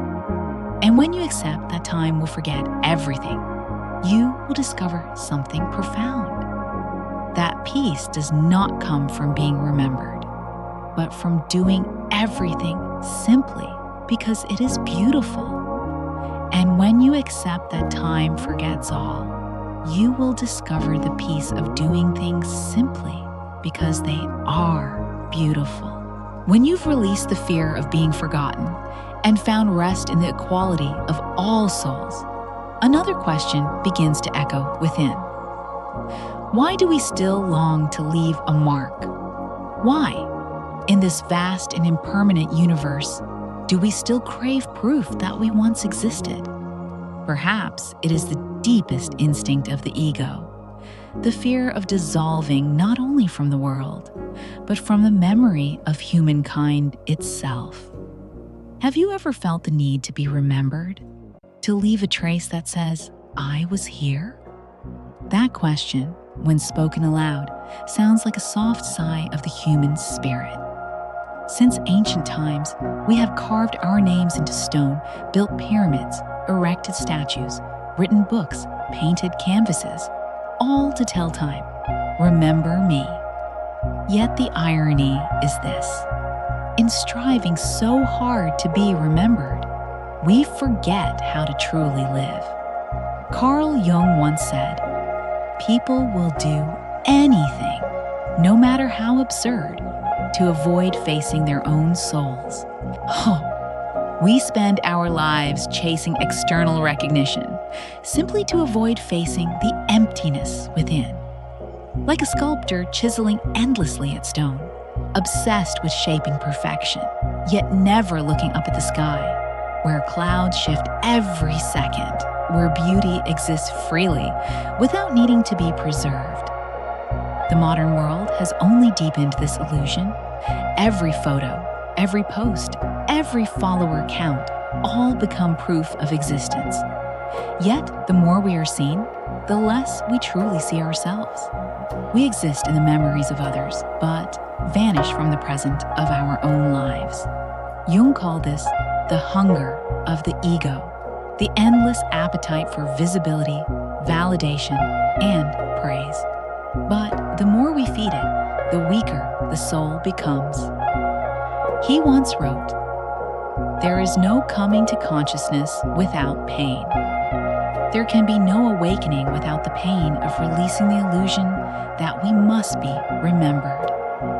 Maybe the world doesn't need your mark. It only needs your presence. That truth drifts like a cool breeze on a summer afternoon. Simple, yet awakening. Perhaps the world does not need more statues, more signatures, more names etched into history. Perhaps it only needs you, fully present, sincere, and alive in this very moment. Imagine an artist playing a violin in an empty room. No audience, no lights. His music is not recorded, not preserved. Yet in that instant, his art is most real. Not for anyone, not to anyone, just a pure communion between his breath, his hands, and the air. That is the freedom Jung spoke of. To act not for reward, but for the soul's simple joy of being alive. The creation of something new is not accomplished by the intellect, but by the play instinct, acting from inner necessity. Jung, creation, he said, comes not from intellect, but from the playful instinct of the soul. When you do something purely out of love for it, you are living truthfully. When you smile for no reason but joy, you are touching the deepest layer of spiritual freedom. Yet most people are afraid to live this way. They fear that without witnesses, their lives will lose meaning. They fear that without leaving a trace, their existence will vanish. But as Jung reminded us, the meaning of life is to be alive. It is so plain and so obvious and so simple. The meaning of life lies in being alive. It needs no validation. It needs no permanence. You can see this truth in nature, where nothing signs its name. Flowers bloom, then fade. Rivers flow, then merge into the sea. No one remembers each petal, each drop of water, and yet they are free precisely because of that. Freedom is not being remembered. Freedom is existing fully within the moment of life itself. Perhaps what torments humanity is not death, but the obsession with being remembered. Yet, as Jung said, what you resist persists. The more we fear being forgotten, the more we lose ourselves in that fear. But when we accept forgetting as part of the dance, we find the serenity of one who no longer needs to prove anything. So, relax your shoulders, close your eyes, take a deep breath. Feel this breath. It will not be recorded anywhere, yet it is real. It exists completely right now, and because of that, it is enough. The ego wants to carve its name in stone. The soul only wants to touch the wind. One will fade, but the other will be free. Jung once wrote, "The most terrifying thing is to accept oneself completely. To accept yourself, without fame, without role, without pretense, is the most terrifying act. But it is also the beginning of peace. So tonight, if you still carry the longing to be remembered, let it drift away like smoke. Remember, the world does not need your mark.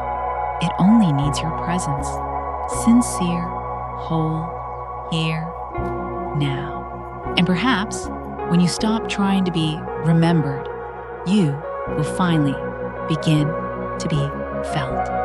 Because the most beautiful thing you can leave behind is not a name, but a moment of truth. Maybe the world doesn't need your mark. It only needs your presence. And when you truly understand this, you will see that you were never forgotten. Because every breath you take, however small, merges into the breath of the universe. And within that breath, you are still living, still existing, still remembered, in the purest way a soul can be. When you've seen through the illusion of being remembered, you begin to touch a deeper truth. That real happiness is not found in being mentioned after you are gone, but in living fully while you are still here. Yet this, for the modern human, is the hardest thing to do. Each day, we are pulled into an infinite hall of mirrors, where everyone is reflecting a brighter, more successful, more joyful version of themselves. Social media has become a stage, and the audience is the fragile part within us, the part that wants to be loved, recognized, seen. We live in an age where now has been distorted into someday. Someday when I get more likes, someday when I'm admired enough, someday when I become someone worth remembering. But in that endless chase, Carl Jung once warned, people don't have ideas. Ideas have people. We think we are controlling life, but in truth, ideas of success and value are controlling us. We become runners chasing our own shadow. The faster we move, the farther it slips away. And in that pursuit, we forget the only thing that truly exists. This moment. Pause for a second. Inhale the now. Exhale the need to be known. Breathe in the present. Breathe out the craving to be seen. Jung once said, the meeting of two personalities is like the contact of two chemical substances. If there is any reaction, both are transformed. The meeting of two souls transforms them both, but only when they are truly present. Not me trying to impress, but me simply being here. When you look at someone with your full attention, when you listen to a song without thinking about recording it, when you cook a meal just to taste that moment, that is the truth of being alive. You don't need to be eternal to be meaningful, because meaning is not measured by the length of time, but by the depth of awareness. A flower that blooms for only a few hours can be more beautiful than a statue that stands for millennia, because it knows how to live completely in the brief moment it is given. Modern life teaches us that value lies in extension, prolonging youth, prolonging fame, prolonging achievement. But Jung once wrote, there is no birth of consciousness without pain. We awaken only when we dare to face the truth. Everything is temporary, and it is this very impermanence that makes each moment precious. You can see it in sunsets. No one demands the sun to shine forever to be beautiful. It only needs to exist, radiant, sincere, for a fleeting instant before it disappears. So too with us. When we stop living as performers for an imaginary audience, we begin to live like children, curious, innocent, and free. Children do not need to be remembered. They just need to laugh, to play, to be. That is why Jung believed the freest soul is the one who knows how to play, to find joy in every breath of life. Perhaps you have felt the pressure to do something great, to write a book, to succeed, to leave a legacy. But if meaning lies within the very act of living, then that striving only takes you farther from what is already here. Breathe in this moment. Feel the air filling your lungs. the rhythm of your heart tapping softly in your chest. This, right now, is your proof of existence. You need nothing else. Carl Jung once wrote, "The privilege of a lifetime is to become who you truly are." And to become yourself, you don't need to construct an image or carve your name into history. You only need the courage to be present, completely, moment by moment. The world outside will remain loud. There will always be people who achieve more, go farther, receive louder applause. But remember, applause is a momentary wind. It rises, then fades. The peace you find in presence, however, it stays. It lives in your breath, in your skin, in your heartbeat, in the smallest drop of awareness no one can take away. Jung once said, "Wholeness is not achieved by cutting off a portion of one's being, but by integration of the contraries." Wholeness does not come from rejecting what is imperfect, but from embracing everything, past, present, and the unknown to come. And in that embrace, this moment becomes eternal. Perhaps the most beautiful thing you could do for yourself is not to be remembered, but to truly live. Not to leave behind a story, but to feel every chapter of your life, no matter how short, no matter how dim, no matter how ordinary. Inhale the now. Exhale the need to be known. Breathe in life. Breathe out expectation. Tonight, let everything go. Even the desire to prove that you matter. Because the moment you stop trying to be someone, you already are. And perhaps that is the gentlest message Jung ever left the world. Happiness is not in being recognized, but in being present. Present in your breath, in this moment, in this silence, where time stands still and the soul finally rests. When you've learned to stop chasing your own shadow and have accepted that the present is enough, something miraculous begins to bloom, a quiet form of freedom. It doesn't come from success, fame, or recognition, but from the simple act of being alive. It is a joy that is pure, modest, and profound.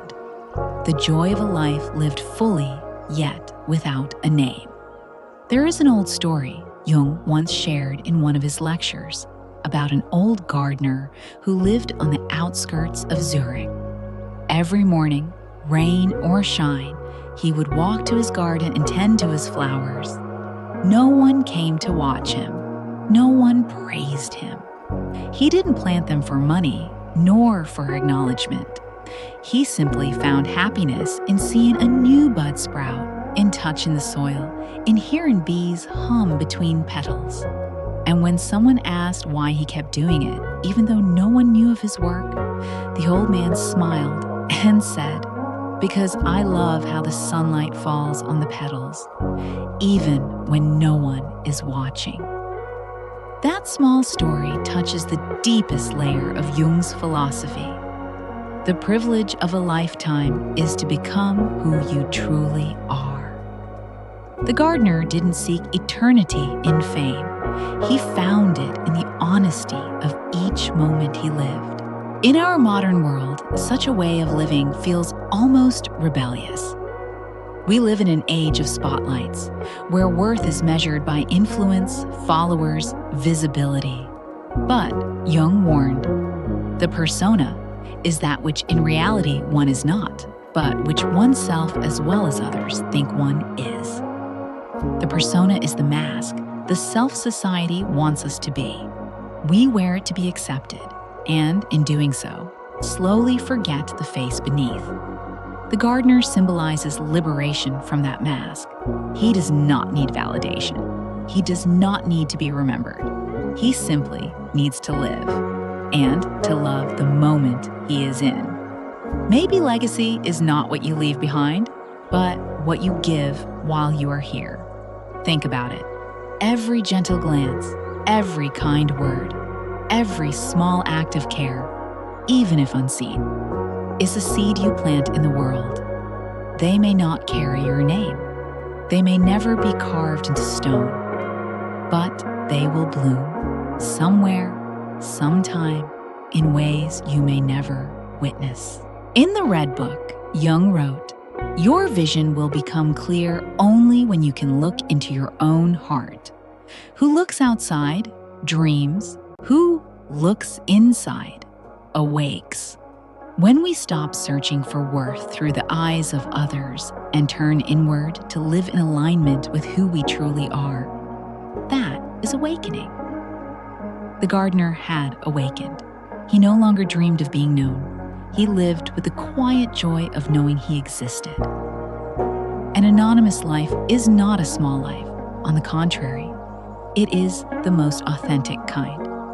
For only when we are no longer bound by others' gaze can we act from pure love.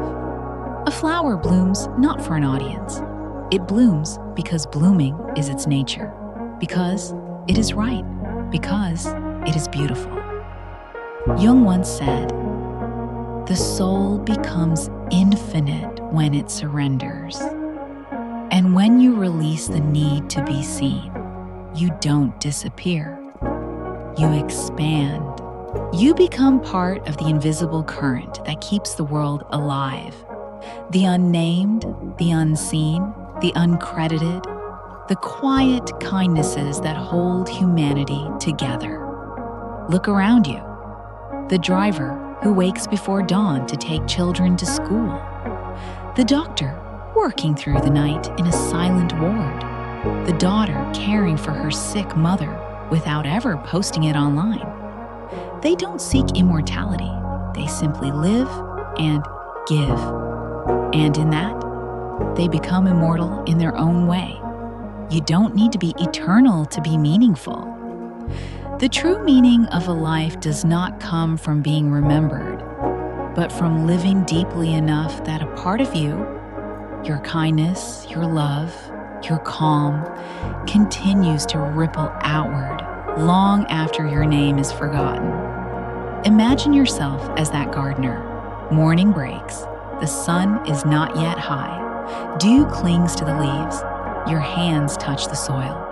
No applause, no audience. Only breath, light, and birdsong in the distance. In that moment, you do not need to be someone. You simply need to be. Jung once said, "Solitude is for me a fount of healing, which makes my life worth living." In that solitude, the gardener, and perhaps you, finds the soul that was once forgotten. So let your life bloom like that garden, without spectators, without recognition, only with love. Because in every small act of goodness you give, something eternal is written into the world. Not a name, but in energy. And when you understand that anonymity is not disappearance, but expansion, you will feel a strange peace, a quiet rhythm flowing beneath everything, like the underground water that nourishes an entire forest without ever being seen. And when you release the need to be remembered, you begin to feel something timeless, the quiet continuity of life itself. And in that moment, you are no longer an individual trying to leave a mark. You become part of the nameless, eternal stream, where all souls merge, where existence no longer needs to be known to be meaningful. That is the joy of anonymous living, simple, complete, and free. When you've learned to live anonymously and found peace in not needing to be remembered, another door begins to open, the door of continuation. There, you begin to understand. Even when something seems to end, it never truly disappears. Life does not move in straight lines, but in circles. Everything that falls away is simply finding a new form of return. When a leaf falls, it doesn't die. It becomes soil, and then the seed of another tree. A falling leaf is not an ending, but a promise of renewal. It dissolves into the earth, nourishes the roots, and one day becomes a leaf again. The life of a leaf is the most beautiful metaphor for the human soul, constantly transforming, constantly returning, never truly gone. Carl Jung once wrote, "There is no coming to consciousness without pain. Awakening cannot happen without passing through the pain of loss. Only when we allow the old to dissolve can we see how the universe regenerates itself from its own ashes." Look at nature. Water becomes vapor, vapor becomes cloud, and then rain. A flame dies, but its warmth lingers in the air. The sun sets, but its light remains painted across the horizon. In every small transition, the universe whispers its eternal message. Nothing ever truly ends. In the Red Book, Jung wrote, "Life is a process of becoming, not a state of being." Life is not a static state. It is a continuous unfolding. We are never fixed entities. We are the ongoing expression of countless moments, each birthing a new version of ourselves. When you breathe, you are changing form without realizing it. Breathe. Your body is the universe rearranging itself to remember you differently. Inhale, and you draw in air once released by a star billions of years ago. Exhale, and your breath becomes part of someone else's future life. Jung called this the collective unconscious, a shared psychic field where all life overlaps. Your energy is never isolated from the whole. When you leave, the world doesn't lose a piece of itself. It simply reshapes to carry you in another form. Energy cannot be created or destroyed. It can only be changed from one form to another. Albert Einstein.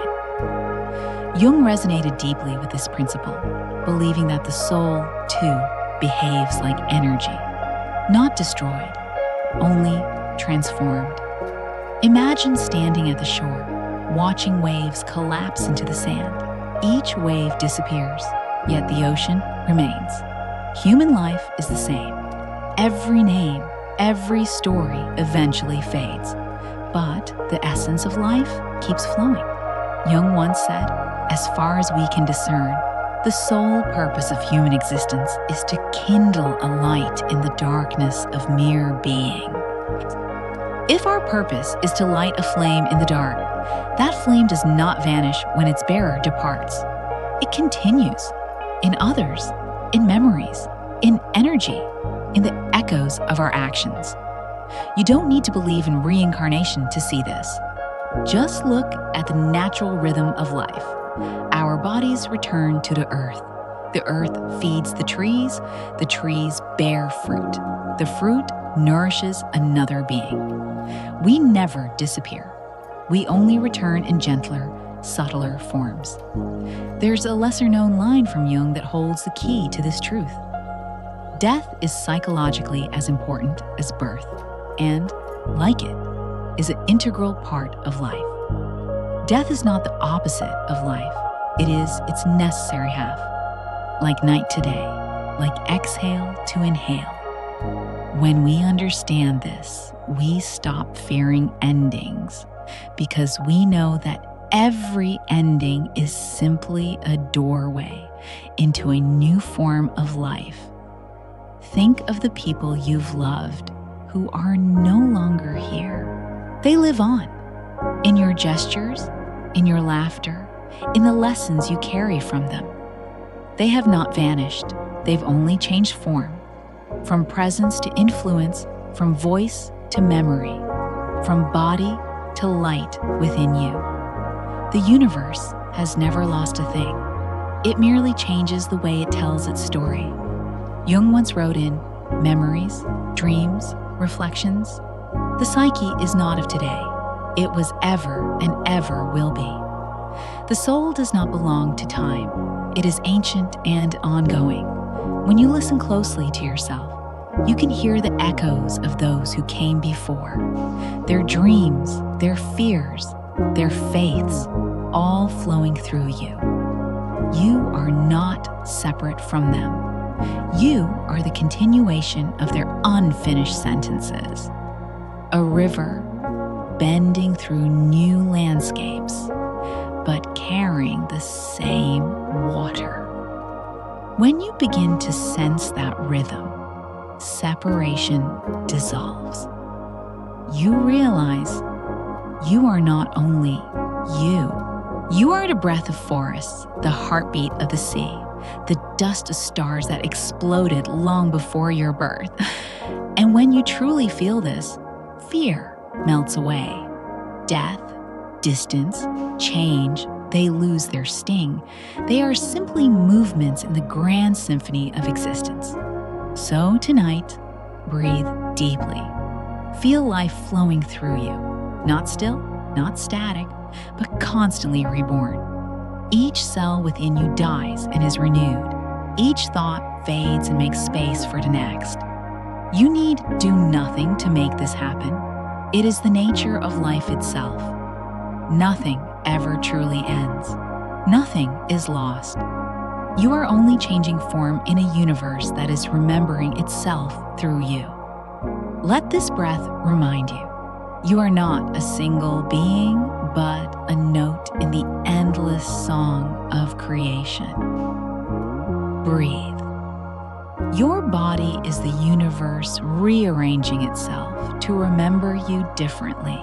And when you accept that truth, a deep peace arises.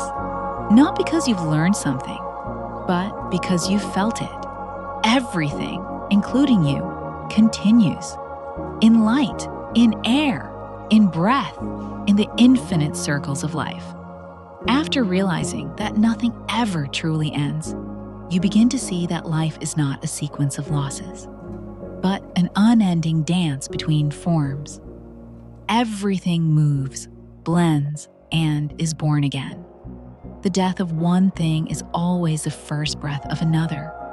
And within this rhythm of change, the human soul finds its deepest meaning. Look at the flame. As it burns, wood becomes light, then ash, then smoke, then disappears into the air. Nothing is truly lost, only reshaped. Light cannot exist without burning, and burning cannot occur unless matter surrenders itself. This is the essence of transformation, a conversation between dissolution and creation, between destruction and renewal. Carl Jung once wrote, "Life is a process of becoming, not a state of being." Life is not stillness. It is movement, an eternal dance in which we are always changing, learning, evolving.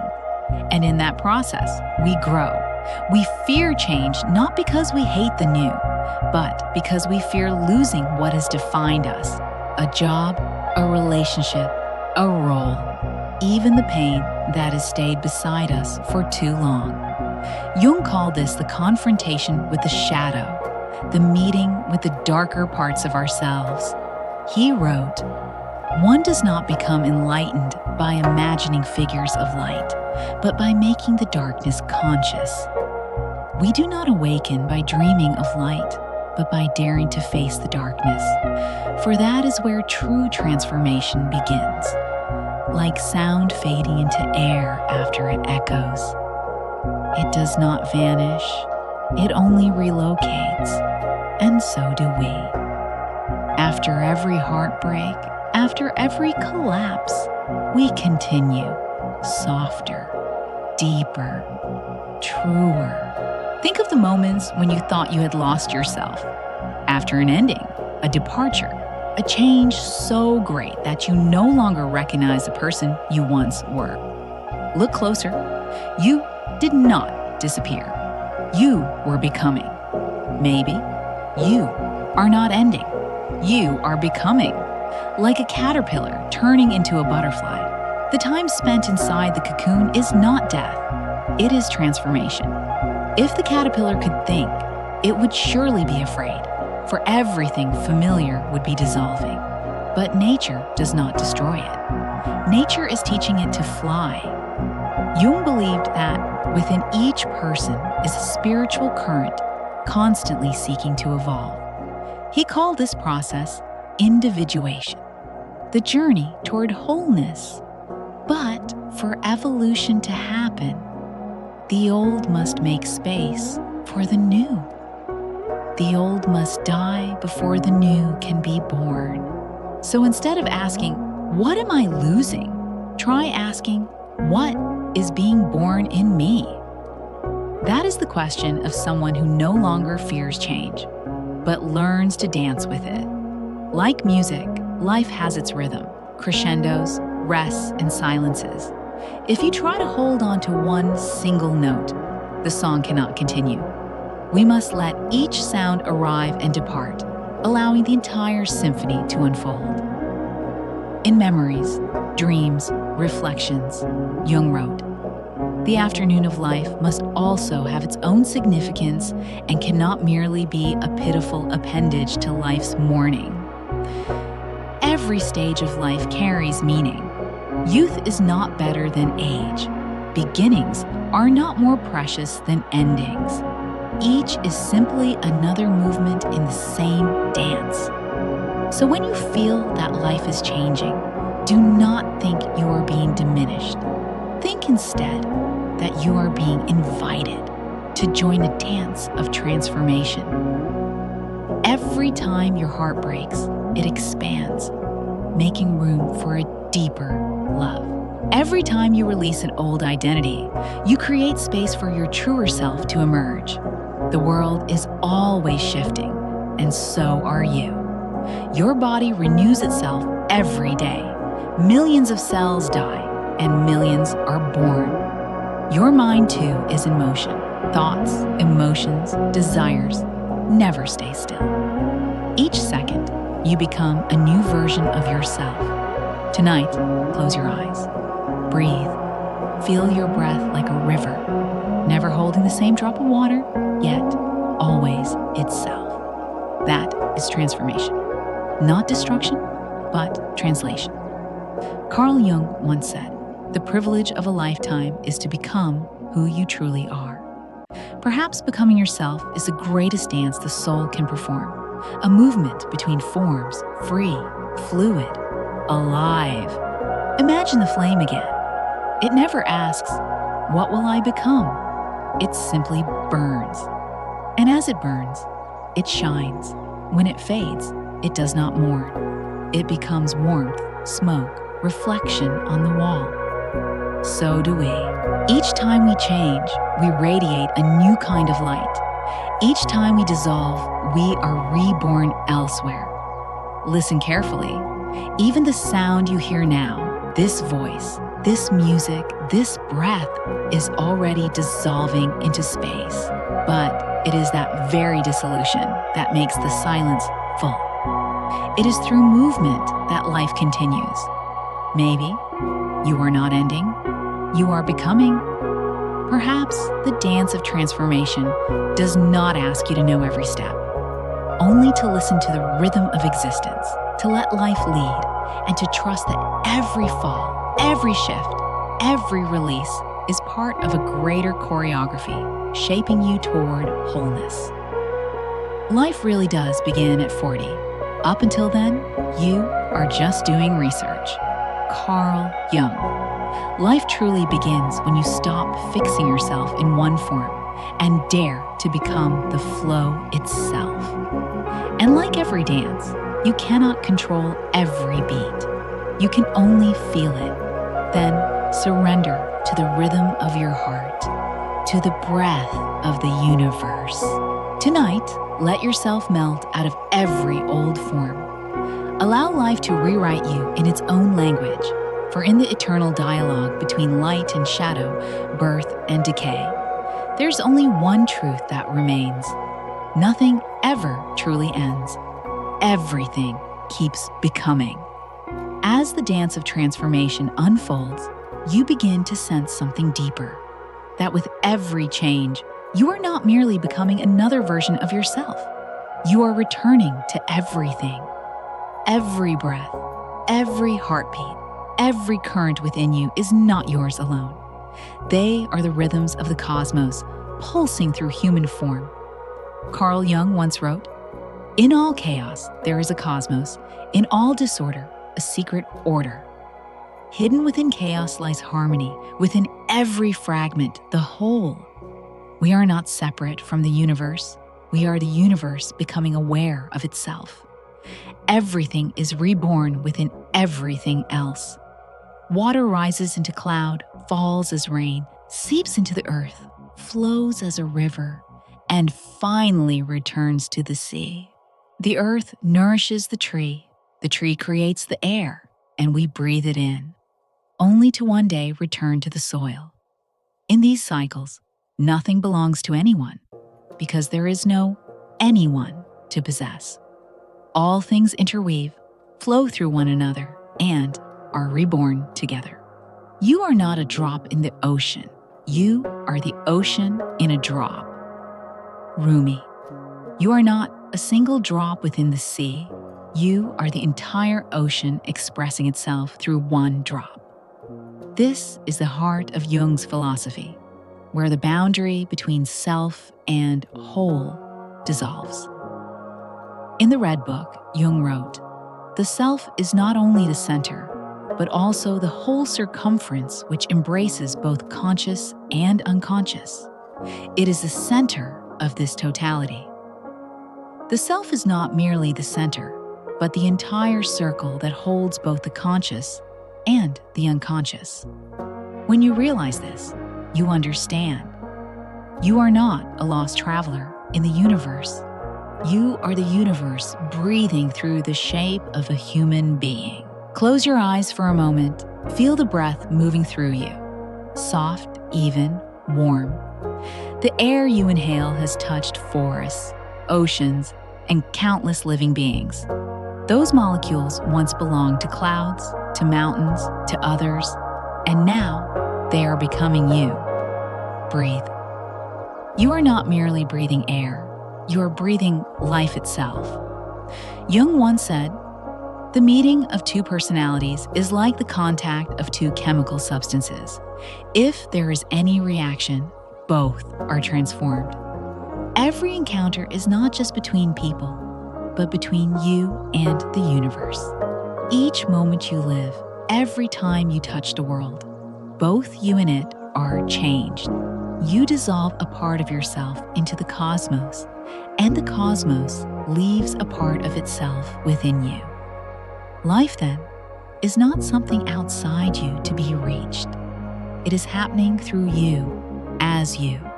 Every movement, every thought, every emotion, all are the universe becoming conscious of itself in your form. Imagine yourself as a wave upon the ocean. The wave has no separate existence, yet it is never lost within the sea. It is the sea, simply in motion. When the wave dissolves, the ocean remains. When you change, your essence remains, always part of the great unfolding whole. In Jungian philosophy, this is the state of self-realization, the union between the conscious and the unconscious, between the individual and the total. In reaching it, you no longer seek meaning outside yourself, for existence itself becomes the meaning.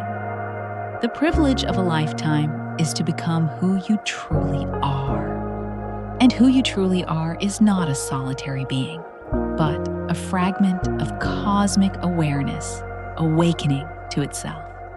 Feel it through your breath. Inhale. You are the sky breathing through clouds. Exhale. You are the sea returning to itself. Life does not require you to earn your place in existence. Your being here is already enough. Jung wrote, "Wholeness is not achieved by cutting off a portion of one's being, but by integration. Wholeness is not perfection, it is inclusion. To become whole, you need not erase your flaws or silence your shadows. You need only embrace them, for they too belong to the unity that you are. The outer world divides everything into opposites, good and bad, beauty and ugliness, light and dark. But in the depths of the soul, there are no opposites, only balance. Like day and night, they do not fight. They take turns, sustaining life together. And when you truly understand this, fear dissolves. You no longer need to control. You simply listen to the rhythm of your heart, your breath, the world pulsing alongside you. Everything that once frightened you, time, change, death, merges into a single realization. You are not going anywhere. You have never been separate from your source. You have never been lost. You are always returning to the whole that has held you all along. And then, peace arises. You no longer have to seek serenity, for you are serenity itself. Peace is not outside you. It is your essence, the slow breath of the universe moving through every cell. Let tonight be a gentle invitation. Sleep now as the universe breathes through you. In that stillness, you are no longer the seeker. You are the sought. You are no longer the drop. You are the ocean within the drop. You are home in everything. Home in the breath, in the wind, in the earth, in the light, in the quiet of sleep. And in that silence, the universe whispers through you. There is no beginning. There is no end. Only the rhythm of becoming. Amid the stillness where the soul has merged with the universe, a gentle truth begins to unfold. Eternity is not hidden in some distant future, nor buried in a vanished past. It exists here in this single moment. One breath, if listened to with enough stillness, can hold the entire infinite. There is only now, and it is enough. There is nothing beyond the present, and that is enough. This is not merely a reminder, it is an awakening. For all our lives, we have chased someday and once upon a time, forgetting that the only thing that has ever truly existed is now. Imagine a droplet of dew resting on a leaf, catching the first light of dawn. In that brief instant, the universe gathers within its fragile curve. Light, water, air, and time converging in one shimmer of being. The droplet does not live long, yet in its fleeting presence, it holds the whole sky. Carl Jung once wrote, "Who looks outside dreams. Who looks inside awakes. The one who looks outward dreams. The one who looks inward awakens." The present moment opens only to those who pause long enough to gaze inward, to where time no longer flows, and the pulse of raw existence can be felt moving through the veins of the soul. Modern life teaches us that meaning lies in later, after success, after recognition, after abundance.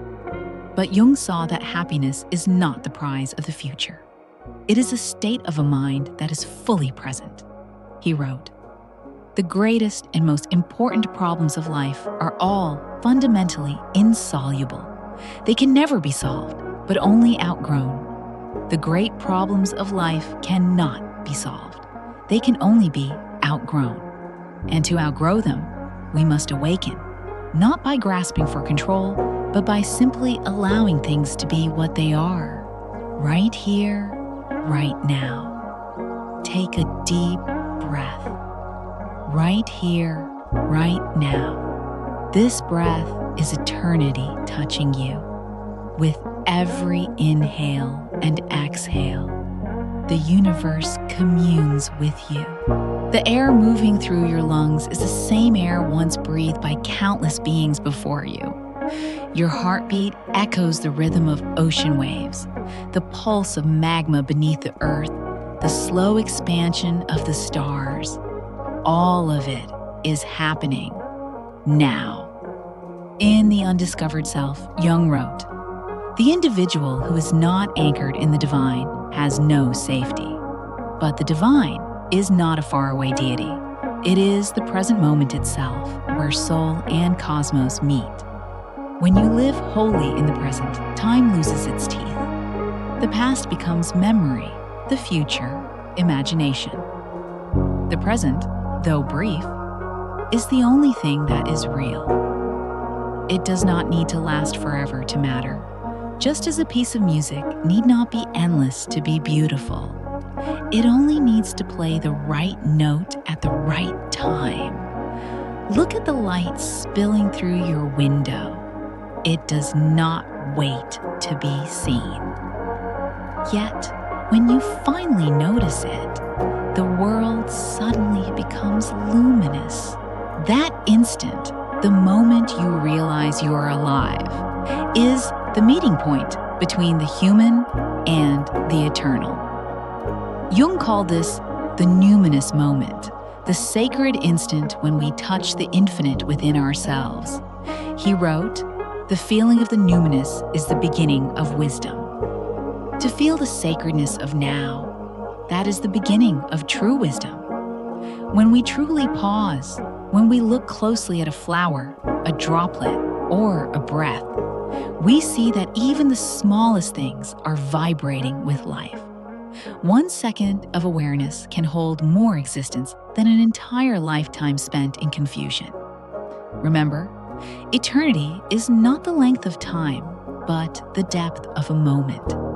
1 minute lived in peace can contain more life than 10 years lived in fear. Like the dew dissolving beneath the morning sun, it does not mourn its fading. In its vanishing, it joins the air, becomes warmth, becomes cloud, becomes life continuing elsewhere. Perhaps that is the most beautiful form of existence, to dissolve into everything. In Memories, Dreams, Reflections, Jung wrote, "Time is a child playing, moving pieces on a board. The kingdom belongs to the child. Time is a child at play, and the kingdom belongs to the child. Only when we abandon calculation and return to innocence can we step into the realm of the present, where time has no dominion. If there is any place where a human being becomes eternal, it is the moment they become aware of living. Not because they have conquered time, but because they have stopped letting it pass them by. Right here, right now, this breath is eternity touching you. Listen to the sounds around you, the wind, the ticking of a clock, the soft rhythm of your heart. All are the breath of the world, inviting you back to now. No need to plan for tomorrow. No need to grieve for yesterday. This moment alone is real, and it is enough for you to feel that you are alive, that you exist, that you belong to the whole. Perhaps in the instant you release every worry and simply listen to your own breathing, you will understand.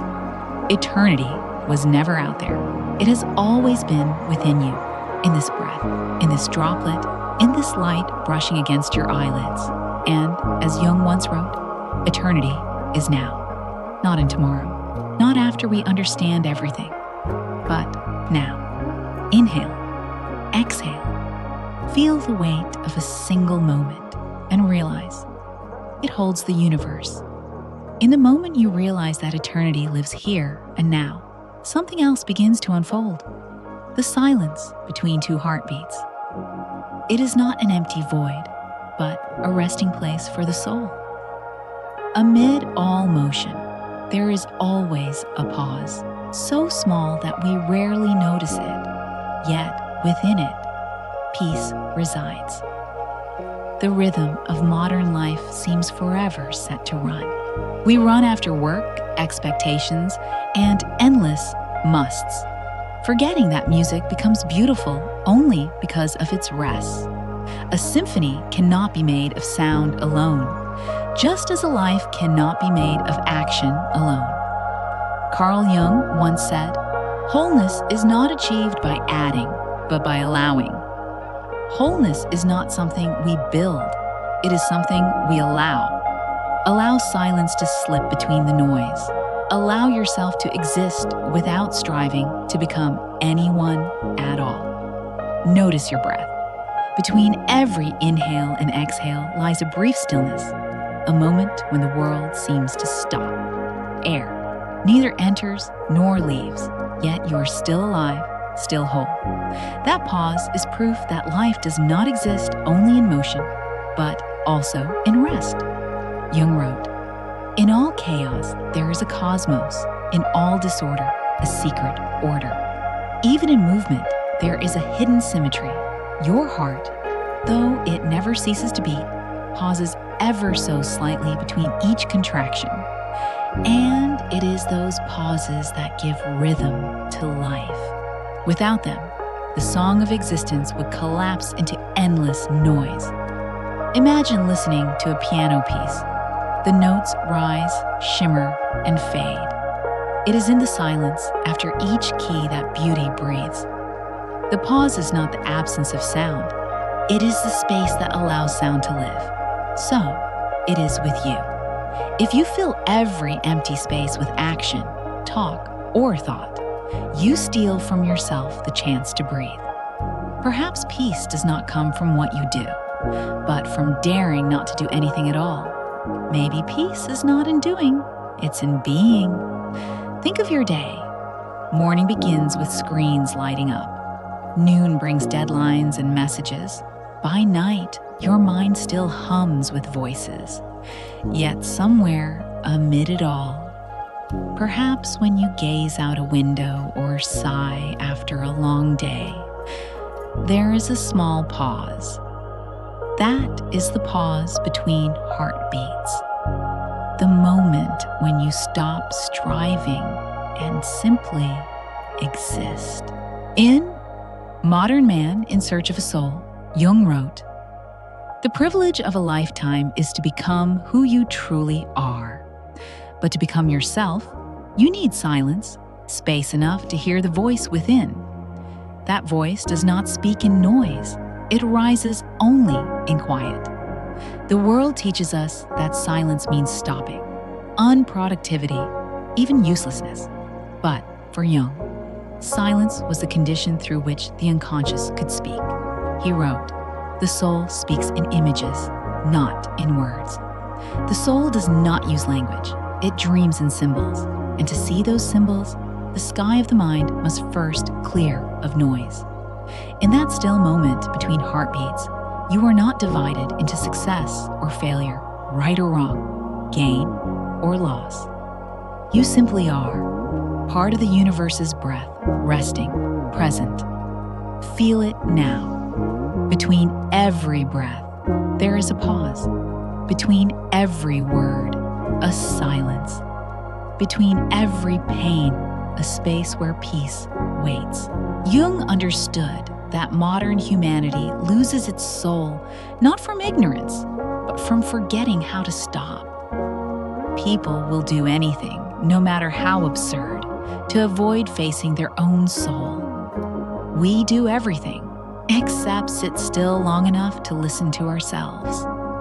Perhaps the pause between heartbeats is where your soul has been waiting. Not demanding, not judging, only waiting for you to remember that you don't have to run forever. The music of life does not live in the length of its notes, but in the way they blend with their rests. Each moment you soften into stillness, you let the universe breathe through you, like the ocean resting between waves. Close your eyes, listen to your heart. 1, 2. Between those sounds lies a miracle. No action, no striving, only you and the pure fact of being. Jung once said, "The smaller the mind, the greater the noise. The more we disconnect from our essence, the louder we must become. But in silence, we return to vastness, where separation fades and you and the world are one." Tonight, perhaps you don't need to do anything. You don't need to find peace. Just let peace find you. as the heart naturally pauses between its beats. Maybe peace is not in doing, it's in being. Let that stillness touch you, not to achieve, but to return. In that pause, life continues, gently, completely, without noise. And within that rest, you may finally hear what the hurried world forgot long ago, that sometimes simply stopping is enough to live. After the pauses between heartbeats, the world begins to dissolve into a gentle flow. There is no more sound, no more movement, only the steady rhythm of existence. And there, in the small space between inhale and exhale, the soul finds its place of rest. Imagine yourself lying in bed. The last light of the day has faded into darkness. There is nothing left to do, nothing left to prove. Your breath drifts slowly, soft as a blanket covering the body. Thoughts melt away, layer by layer, like mist dissolving under the moon. You do not need to control them. You do not need to quiet them. Just let them drift, like leaves carried by a stream. Carl Jung once said, "The greatest tragedy of the family is the unlived lives of the parents." But beneath that observation lies a deeper truth, that the real tragedy of humanity is not in what we fail to achieve, but in what we fail to live now. We spend our lives in the not yet and the no longer, forgetting that this present moment, fragile as it may seem, is eternity taking form. There is no tomorrow, no yesterday, only now, and it is enough. Your breath in this moment is the thin thread connecting you to the entire universe. With every inhale, you receive the light of life.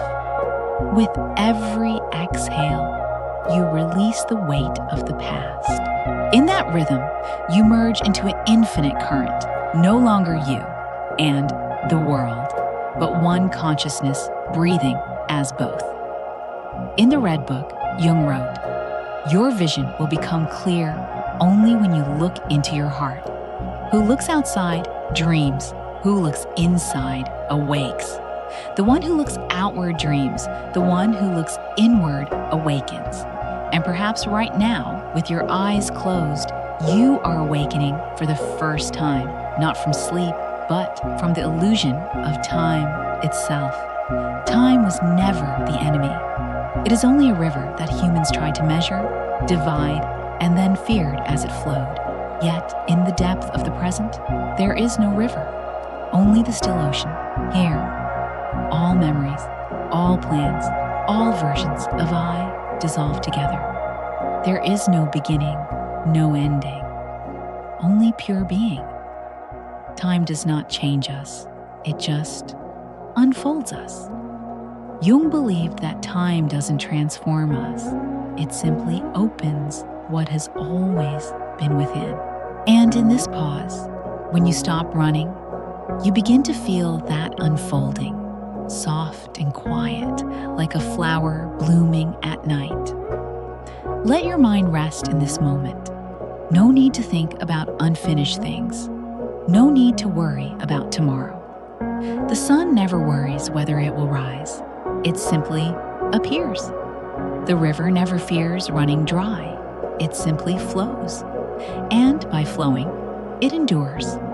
Happiness does not come from trying to hold time still, but from allowing time to dissolve within you, like wind through your hair, like light across your eyelids.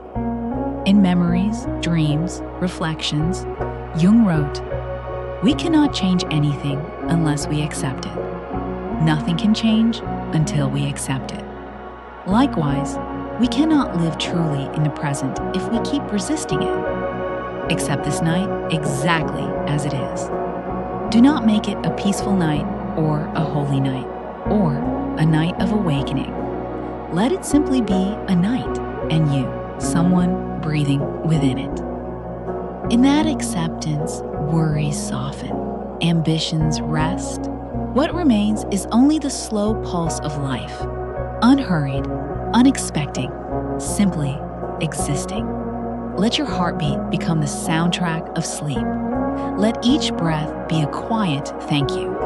Let your body grow heavy, your thoughts drift light. You do not have to resist the current. You are the current. In The Undiscovered Self, Jung wrote, "The pendulum of the mind oscillates between sense and nonsense, not between right and wrong. The mind does not swing between right and wrong, but between meaning and meaninglessness. Yet in the present, nothing is meaningless. For as long as you are alive and aware, everything carries a significance of being. There is no tomorrow, no yesterday, only now, and it is enough." Let these words be the pillow for your mind tonight. You do not need to reach for eternity. You are already lying in its arms. You do not need to seek peace. It is already surrounding you, breathing through you. Sleep deeply, for when you awaken, the next journey will begin. The return to the source, where every beginning meets every end. Now, simply let go. Leave behind the noise, the questions, the roles. Let the night hold you as the universe holds a resting star. And in your final breath before sleep, you may hear something gentle whisper. Not from me, not from Jung, but from within yourself. You are enough. You are here. And now is eternity. The mirrors have shattered, and the light no longer needs reflection to exist. You have seen what lies behind the eye, a vast, silent awareness that neither begins nor ends. Yet even this revelation is not the destination. It is the threshold. Beyond the awakening of the self lies something quieter. Not discovery, but return. The light you have found within now seeks to merge with the light of all things, just as a single flame joins the dawn. You no longer need to define, to name, to understand. The mind that once searched has grown still, like a lake untouched by wind, and from that stillness, a new current begins to move, not outward, but homeward. The same river that once asked where it came from now feels the pull of the sea. It does not resist. It remembers. Imagine a river returning to the sea. It doesn't resist. It doesn't cry out. It doesn't try to cling to its old banks. It simply releases itself, softly and quietly, flowing back to where it once began. That journey is not an ending, but a dissolution, a homecoming. And just like the human soul, after endless wandering through the landscapes of life, it longs to return to its source, to the place where there are no longer boundaries between self and universe, between I and all. Carl Jung once wrote, "In all chaos, there is a cosmos. In all disorder, a secret order. Within every chaos lies a hidden order, and within the seeming dissolution of all things hides a perfect return." The life of a human being is much like that of a river, beginning as a drop of rain, gathering into a stream, flowing across lands, colliding and curving, and finally opening itself to the vast ocean. Many call that the end, but Jung would say it is a return, a rejoining with a greater order to which we've always belonged. We fear dissolving. We fear losing our trace, being forgotten, or ceasing to be ourselves when we merge with the infinite. But if you look closely, that fear is only the illusion of the ego, the small part of you that clings to separation. The river has never feared disappearing into the sea because it knows it does not vanish. It becomes the sea.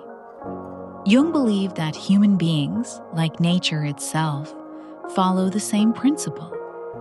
The whole within each part, and each part within the whole. Within every soul lives the echo of the universe, and within the universe flows the continuation of every soul. When we dare to release the boundaries, we do not disappear. We expand. Imagine standing at the edge of the ocean, watching the waves rise and fall. Each wave is born and breaks, yet none truly die. They simply return to the sea, to the place they have always belonged. Life is the same.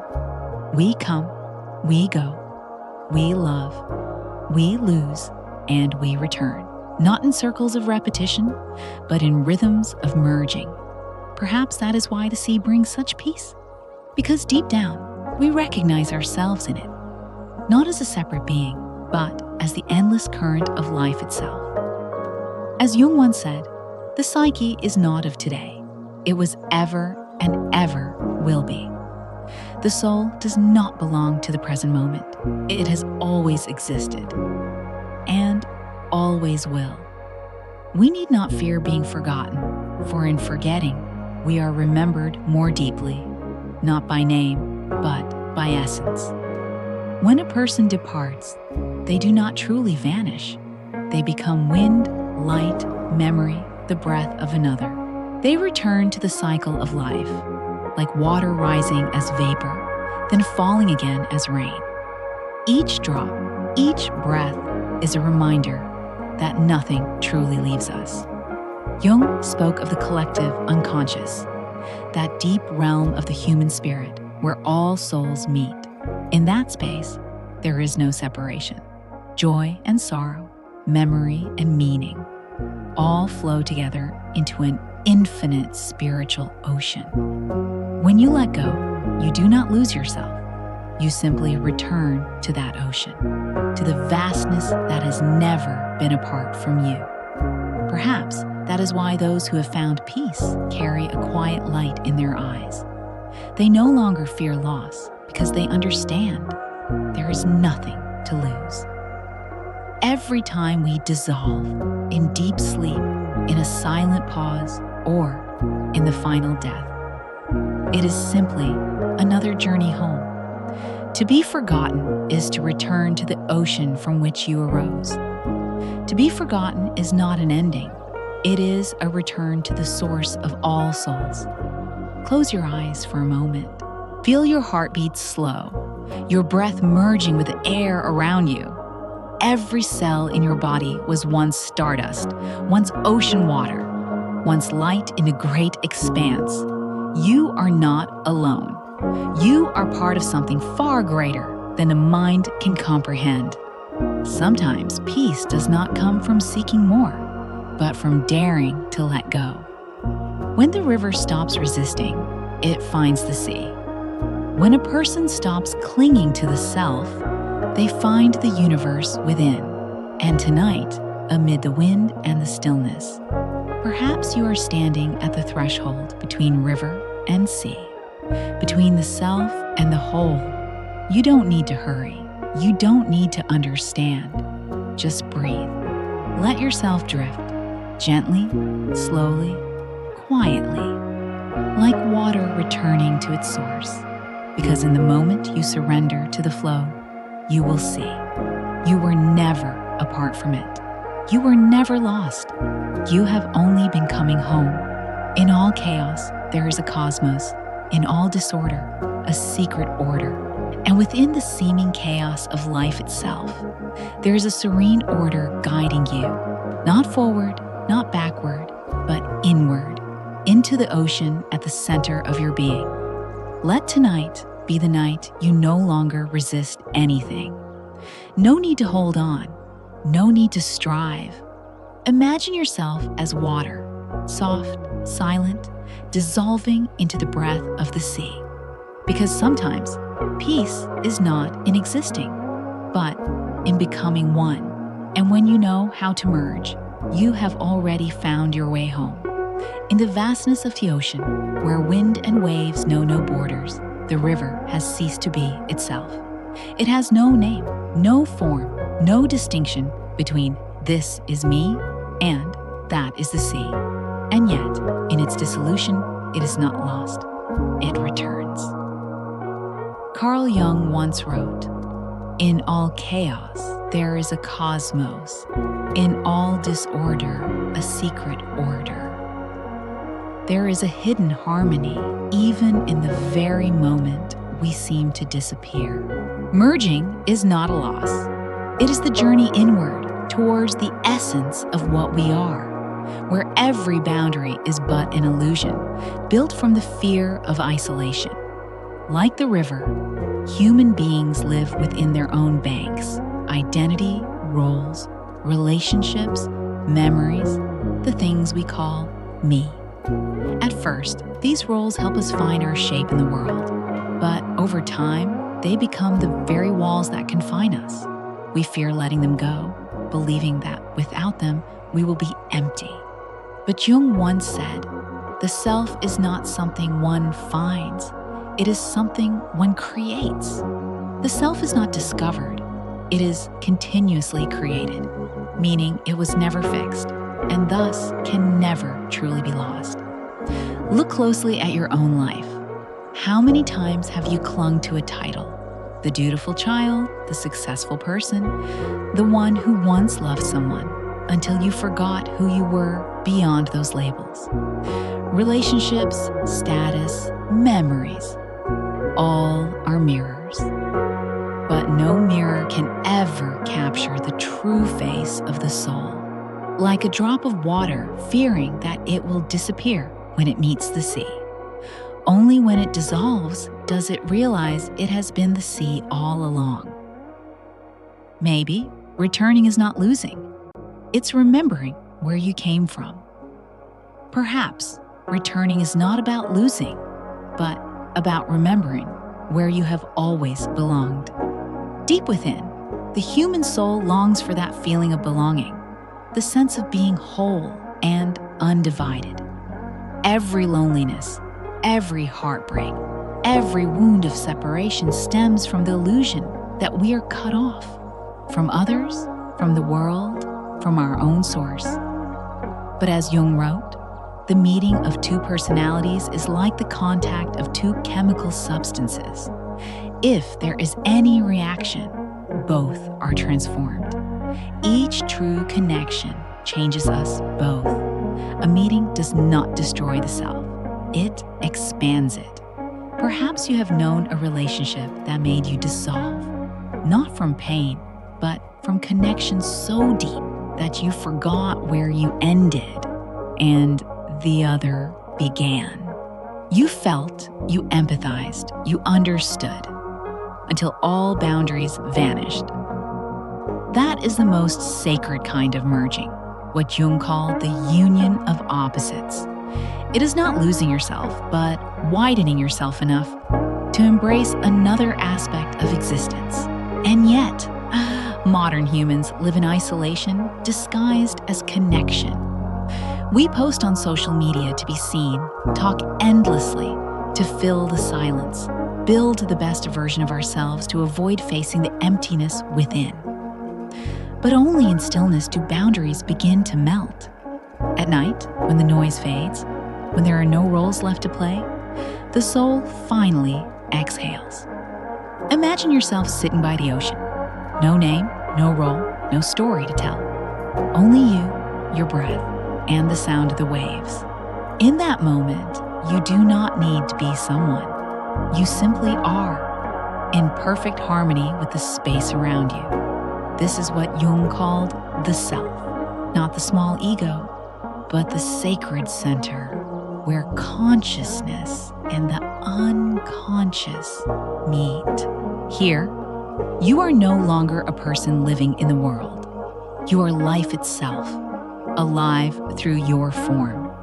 In the Red Book, Jung wrote, "To confront a person with his shadow is to show him his own light. To face your shadow is to reveal your light." When you let go of your roles, your titles, your past, you also release the shadow they create. The fear of not being enough, not being seen, not being loved. And only then can your true light emerge. A drop of water does not fear dissolving. because it knows it was never apart from the sea. So too with us. When you let go of your story of I, you do not vanish. You become the whole. You remain, but no longer confined by the narrow walls of who you think you are. Breathe slowly. Inhale. You are part of the world. Exhale. The world is part of you. And slowly, the boundaries blur. Everything begins to merge, your heartbeat with the rhythm of the waves, your breath with the air, your thoughts dissolving into space. You do not need to overcome life. You need only to merge with it. Carl Jung once said, "Wholeness is not achieved by cutting off a portion of one's being, but by integration. Wholeness is not found by rejection, but by union." When we allow ourselves to dissolve into the whole, we do not lose ourselves. We rediscover the part of our soul that has long been forgotten, the quiet, gentle, oceanic part. In this merging, we are freed from the weight of who we must be, what we must achieve, or what we must become.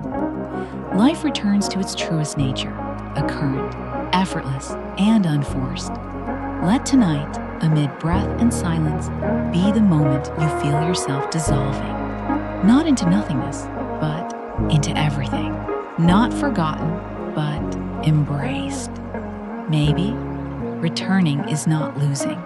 It's remembering where you came from. Perhaps returning is not an ending, but the beginning of a gentler, deeper, freer way of being. There are no boundaries left to hold you. No shores, no walls, no name to stand between you and the world.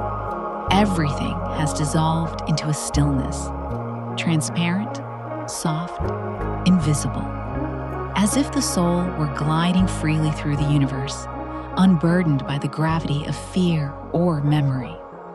In that vast quiet, you are no longer someone who must be recognized. You are simply being, breathing, present, part of an eternal rhythm. Carl Jung once said, "The privilege of a lifetime is to become who you truly are." But to become, one must first dare to let go of all the layers once mistaken for the self. In the chapters before, you have shed your roles, your titles, even the boundaries between yourself and the world. Now, there is no longer a need to search, for there is nowhere left to go, nothing left to prove. Because in the moment you stop searching, you have already come home.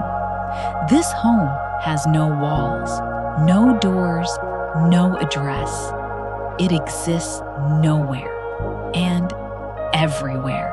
It is the home of the soul, the place of origin, where there is no judgment, no separation between human and cosmos. Here, you are no longer becoming. You simply are. Imagine yourself standing in endless space, surrounded by a sky made of light. No sound, no form, only perfect silence.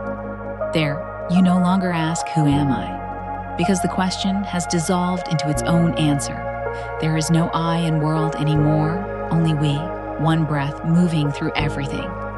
In memories, dreams, reflections, Jung wrote, "The psyche is not of today.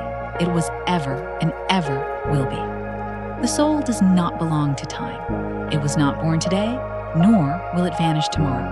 It has always been, in every breath, every dream, every tear, every flicker of awareness. It is the original home, one you don't need a key to return to, only the courage to release what no longer belongs." We often mistake coming home for returning to a place, but the true home isn't found in the physical world. It's a feeling, the feeling of being wholly yourself, without masks, without performance, without proof. Each time you find peace in silence, you are already stepping through the invisible doorway of that home. Take a deep breath in and exhale slowly.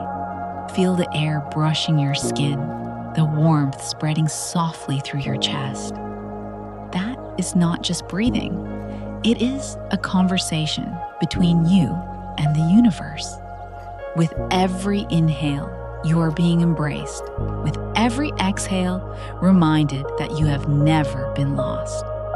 Jung wrote, "Wholeness is not achieved by cutting off a portion of one's being, but by integration." Wholeness comes not from rejecting parts of yourself, but by uniting them. To return home, you need not abandon anything, not even the parts you once wished to forget. The true home of the soul does not exile the dark. It opens its arms to both light and shadow, allowing them to breathe together, to merge, to become one. As we grow older, we build walls of honor, of identity, of the fears we call responsibility. We think they protect us, but in truth, they only obscure the view. One day, when those walls begin to crack and the light seeps in, you will understand freedom is not in building more, but in daring to live in a home without doors. Such a home needs no protection, for it cannot be harmed. It needs no locks, for nothing can trespass. It exists in every heartbeat, in every breath you take. It is the state of a soul that is realized. Safety was never out there. Peace has always lived within.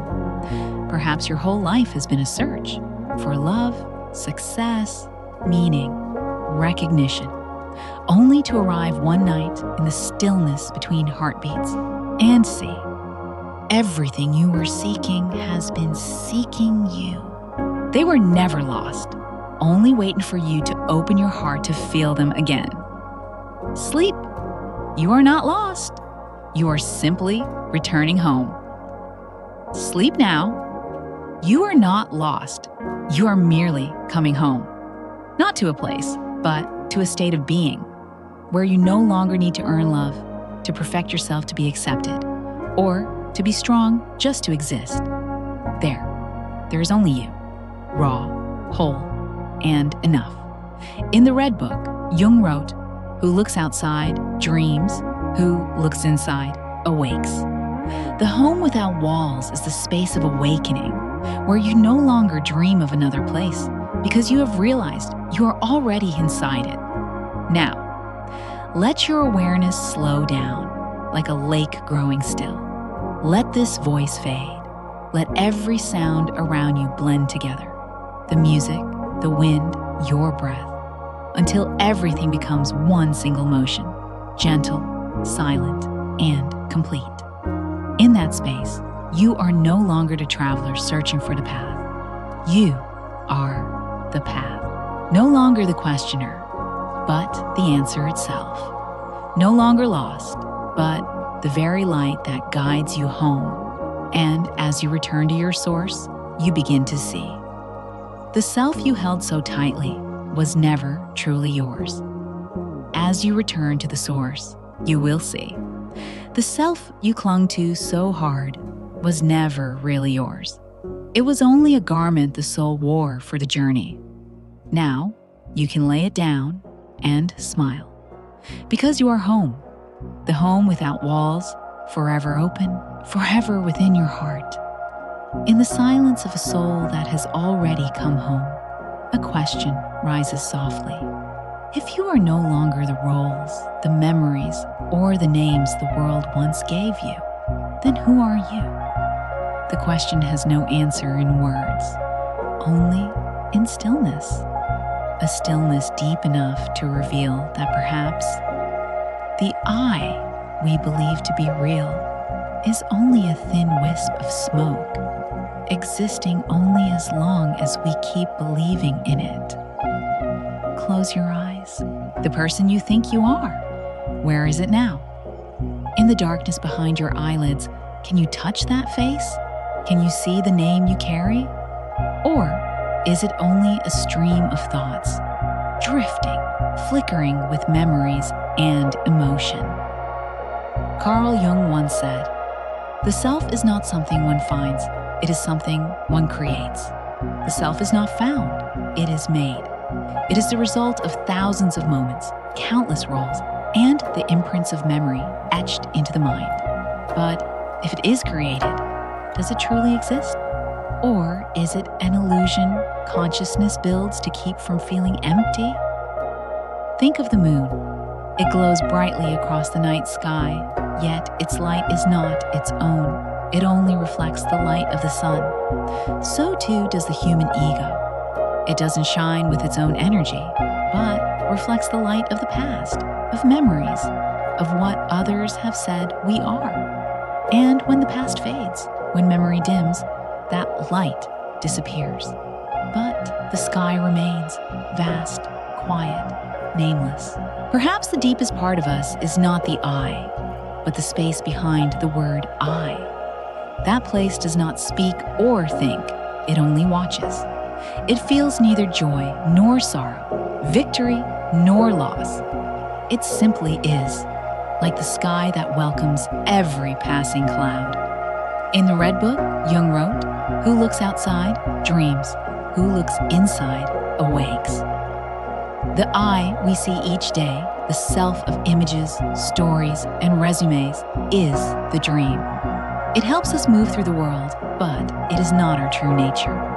To awaken is to turn inward, to see the dreamer, and to realize that even the dreamer is part of a greater dream called life.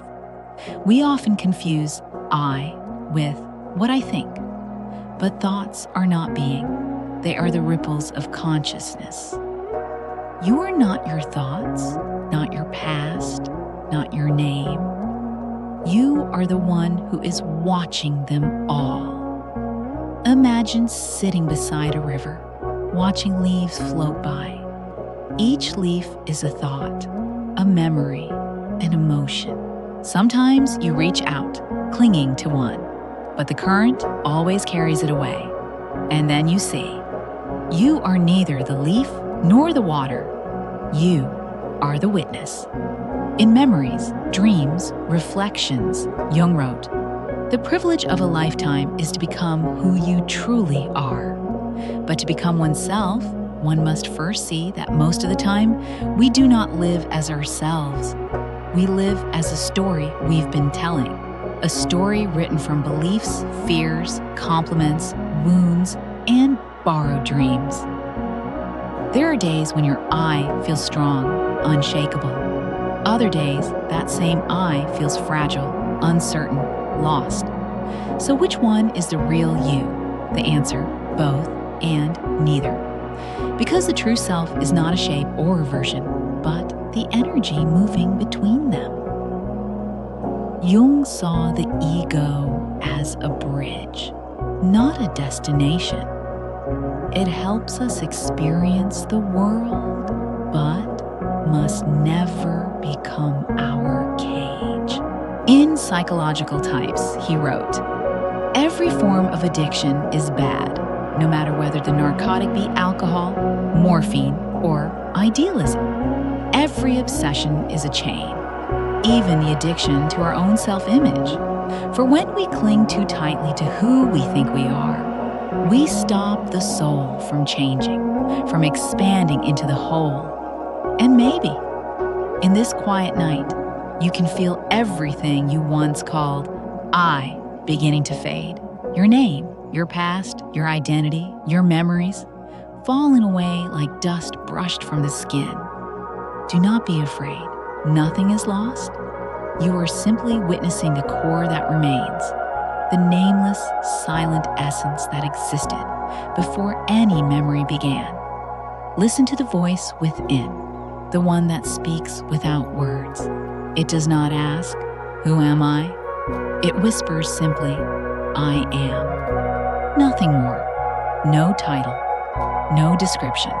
Only pure existence."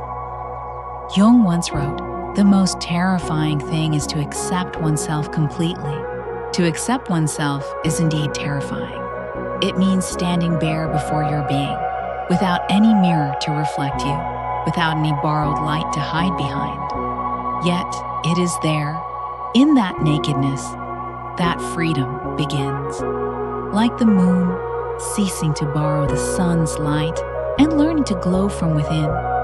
You no longer need a borrowed radiance of memory, of praise, of the past. You are already luminous. Let tonight be the night you stop trying to prove who you are. Breathe deeply, slowly. The I will begin to dissolve, not in loss, but in merging. And in that stillness, you will see you were never someone. You are the space through which all someones come and go. Not the wave, but the ocean. Not the dream, but the one who dreams. This is the place where I dissolves and being begins. In the stillness where the self begins to dissolve, something delicate emerges. We are not a single being, but thousands of versions of ourselves, constantly being born and fading away with every breath. The I of this morning is not the same as the I of last night, and the one reading these words will no longer be the same by the time the final line ends. Each moment is a single frame of consciousness and life, a film made of millions of such frames. Carl Jung once said, "The self is not something one finds. It is something one creates." Every second, we redraw our face through emotion, through choice, through what we let go and what we hold on to. Yet, in this act of creation, we carry a strange obsession, the need to be consistent, to remain the same, to be someone forever. We fear change, believing that to change is to betray ourselves. But the truth is, there is no fixed self to betray, only a current that must keep shifting to stay alive. Identity is movement, not memory. Identity is not what you remember, it is what you are becoming. A person is not defined by who they once were, but by their capacity to continue evolving. Jung called this process individuation, the soul's journey to reconcile the conscious with the unconscious, the old with the new, the fearful with the awakening. Not to become perfect, but to become truer. Imagine a room full of mirrors. Each one reflects a different angle of you. Morning light shows you gentle, evening light shows you tired, night shadows reveal you as quiet and deep. No reflection is wrong, and none are complete. They are all temporary glimpses of a being in constant motion. Jung wrote, "There is no coming to consciousness without pain. We cannot awaken without pain, because every change requires a shedding of the old, like a snake leaving behind its skin along the path it travels. But if the snake refuses to shed, it will suffocate. Likewise, if we refuse to change, the soul will shrink within its own past." You can see this truth in everyday life. The people you once loved, hated, admired, all belong to versions of you that no longer exist. We often look back on our former selves with regret or shame, forgetting that they were the foundation on which this present you stands. No self was ever wrong, only unfinished. Perhaps you have stood at a crossroads, where the person you were and the one you are becoming pull you in opposite directions. One wants to move forward, the other to return. That is the space between selves, the uncomfortable sacred gap where transformation takes place. In that space, there is no identity, no certainty, only becoming. Like a seed cracking open to let the sprout emerge, you must break to be born again.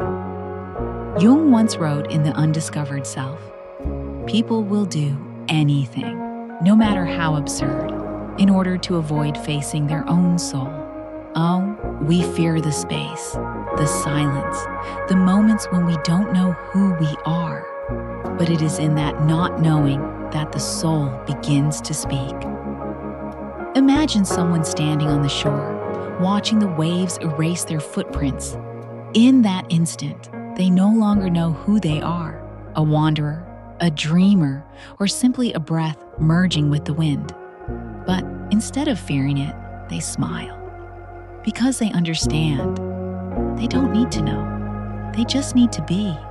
And let each wave draw a new shape. It's okay to change. You are meant to. It's okay to let go, to shift, to begin again, because that is what you were made to do. In change, you may lose people, places, and feelings once familiar. But that is not loss. It is expansion. The old does not vanish. It becomes the soil that nourishes what is new. Tonight, let go of the idea that you must remain the same. Let each breath be a new version of you. Inhale, you receive. Exhale, you release. And with every breath, the old softens, making space for the next becoming. In psychology and religion, Jung wrote, "Only the paradox comes anywhere near to comprehending the fullness of life." Only paradox can hold life's fullness. You are both who you were and who you are not anymore. You are changing, and yet you are still you. Both truths coexist because paradox is the pulse of existence. Let your mind grow still, like a calm lake. Don't try to hold the water, just let it flow. In every ripple, you are reborn. In every breath, you are becoming gentler, freer, closer to your essence. By now, you may see there is no fixed I, only the endless motion of life wearing your shape for a while. Every change is not a betrayal of yourself. It is your soul saying thank you for still daring to grow, for still daring to become. So relax, hold on to nothing. Each you is just a moment, and every moment is sacred. Tonight, you don't need to find your true self. You need only accept that you are always being reborn. Because, as Jung once wrote, life really does begin at 40. Up until then, you are just doing research. Life truly begins when you understand. You can begin again at any time. There comes a moment in the inner journey when every version of the self begins to crack, as though the mirror of consciousness can no longer hold the weight of all that you have ever been. You look into it and see thousands of fractured reflections. The one who smiled, the one who wept, the one who loved, the one who feared. They are all you. And yet, none of them are truly you. Because the mirror never reflected truth. It only reflected light. And you are the light itself. In the Red Book, Jung wrote, "The soul becomes bright when it no longer reflects, but radiates. The soul becomes luminous when it stops reflecting and begins to shine." All our lives, we've been taught to look into mirrors, to find who we are, to confirm our worth, to see ourselves through the gaze of others. But that mirror was never real. It is a collage, built from memory, from what others said about us, from images society impressed upon our minds. The longer we stare, the further we drift from the true light within. In the previous chapter, you felt the space between selves. Now, we take one more step beyond the mirror that has held the soul captive. This is not destruction.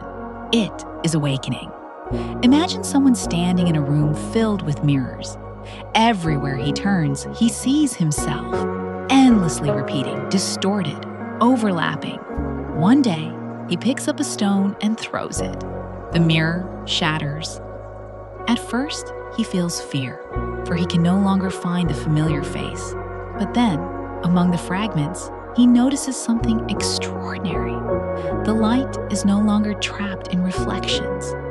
It floods the room, gleaming on every shard. He hasn't lost his image. He has become the light itself. Maybe, You were never a person, but an experience the universe is having. Maybe you were never a fixed being, but an experience the universe is living, a current of energy capable of feeling, of loving, of shifting forms to understand itself. What you call I is only a temporary prism through which light passes. Carl Jung once said, "One does not become enlightened by imagining figures of light, but by making the darkness conscious. We do not awaken by dreaming of brightness, but by bringing awareness to the dark. To break the mirror is not to reject what once was, but to see that both light and shadow come from the same source. The darkness in the glass never threatened the light. It was the background that allowed it to appear. We so often stare into mirrors searching for a perfect version of ourselves. Strong enough, good enough, worthy enough. But that longing blinds us to our truth. We were not born to be perfect, but to experience completely. To hold the broken pieces, the shadows, the mistakes, the tenderness. Jung called this the integration of the shadow, the union of light and darkness where the soul is no longer divided. Think of the times you've looked into a mirror, in the tired light of morning, the loneliness of night, or those moments when you stared deep into your own eyes and didn't recognize who you saw. In those moments, your image was trembling, and your soul was inviting you to look beyond the surface, into what cannot be reflected. Rest now. Let the self dissolve. You are safe in the space between everything. Rest. Let the self melt like ice into water. You are safe in the quiet space between all things, where there is no name, no form, only presence. Jung wrote, "The ego cannot adapt to the boundless. The ego cannot survive infinity, for it was made to define, to divide, to name. But the soul belongs to the infinite. It does not fear dissolution, because dissolving is its way home. Close your eyes. Do not search for your image in the mind. Let the mirror break. Let each shard of memory, each role, each label fall away. The you the world once knew, the one who tried, who failed, who longed, is now only glass glittering under light. Nothing is lost. Everything has simply returned to its true form, light. In memories, dreams, reflections, Jung wrote, "In each of us there is another whom we do not know. Within every person lives another, unseen, unknown. Perhaps it is that part of you stirring now, the part that no longer looks, but is. There is nothing more frightening than not knowing who you are, and nothing more liberating, because when you are no longer someone, you become everything. The light within you does not need a mirror to exist. It continues to spread, to touch, to illuminate, a quiet radiance belonging to the sky itself. Trust this. You do not need reflection to be seen." Jung wrote in The Archetypes and the Collective Unconscious, "The individual is not only a single, separate being, but also the whole living system. Each person is not merely a self-contained entity, but the entire living system breathing with the universe. Now, let this voice fade, like a breeze moving softly through the night. No more I, no more you, only presence expanding. A gentle current of light dissolving into space. All mirrors shatter, all images fade, but the light remains, tender, complete, and free. And when the self fades, the past loosens. Because history only exists in those who remember it. When the self dissolves, the past releases its grip. for history exists only in those who still remember. Now, there's nothing you need to remember. Rest. Let the light guide you toward the stillness, where there are no reflections left, only truth. There is a strange kind of stillness that follows the dissolving of the self, as if, within that emptiness, the echoes of the past finally become audible. Unhealed memories, silent figures still lingering in the corners of the mind.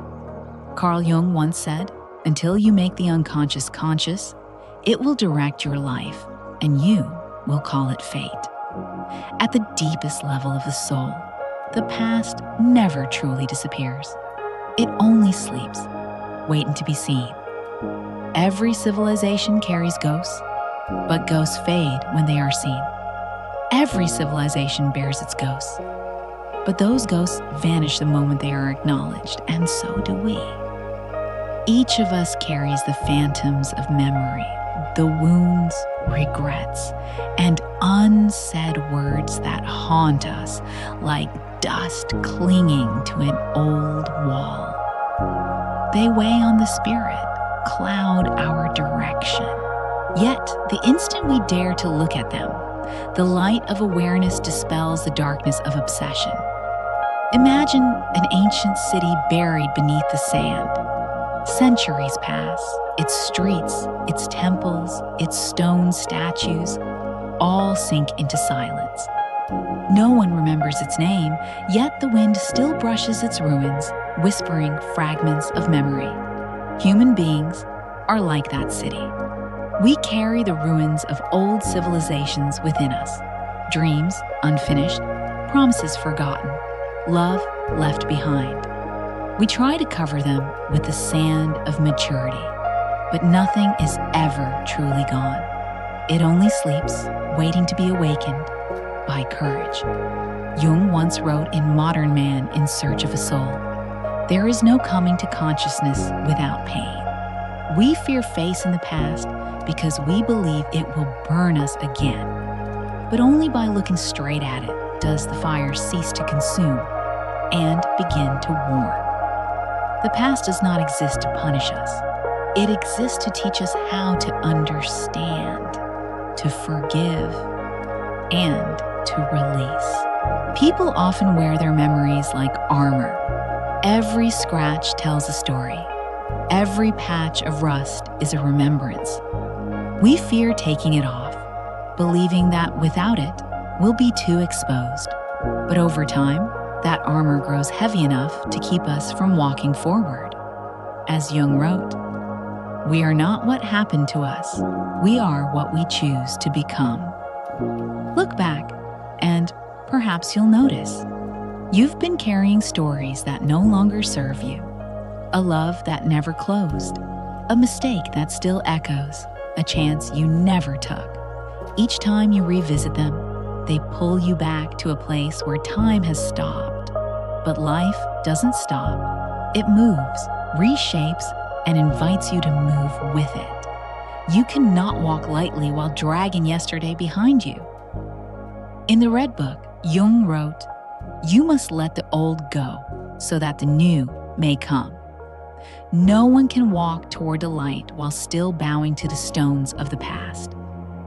The paradox is this: only when we accept that it happened can we be free of it.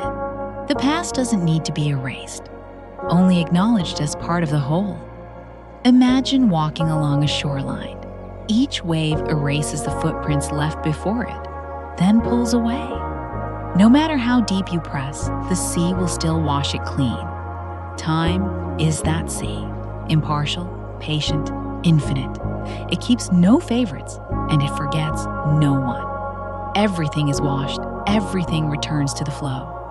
Deep within, you may still carry the image of who you once were, someone stronger or more fragile, someone who dreamed, who feared, who trusted, who broke.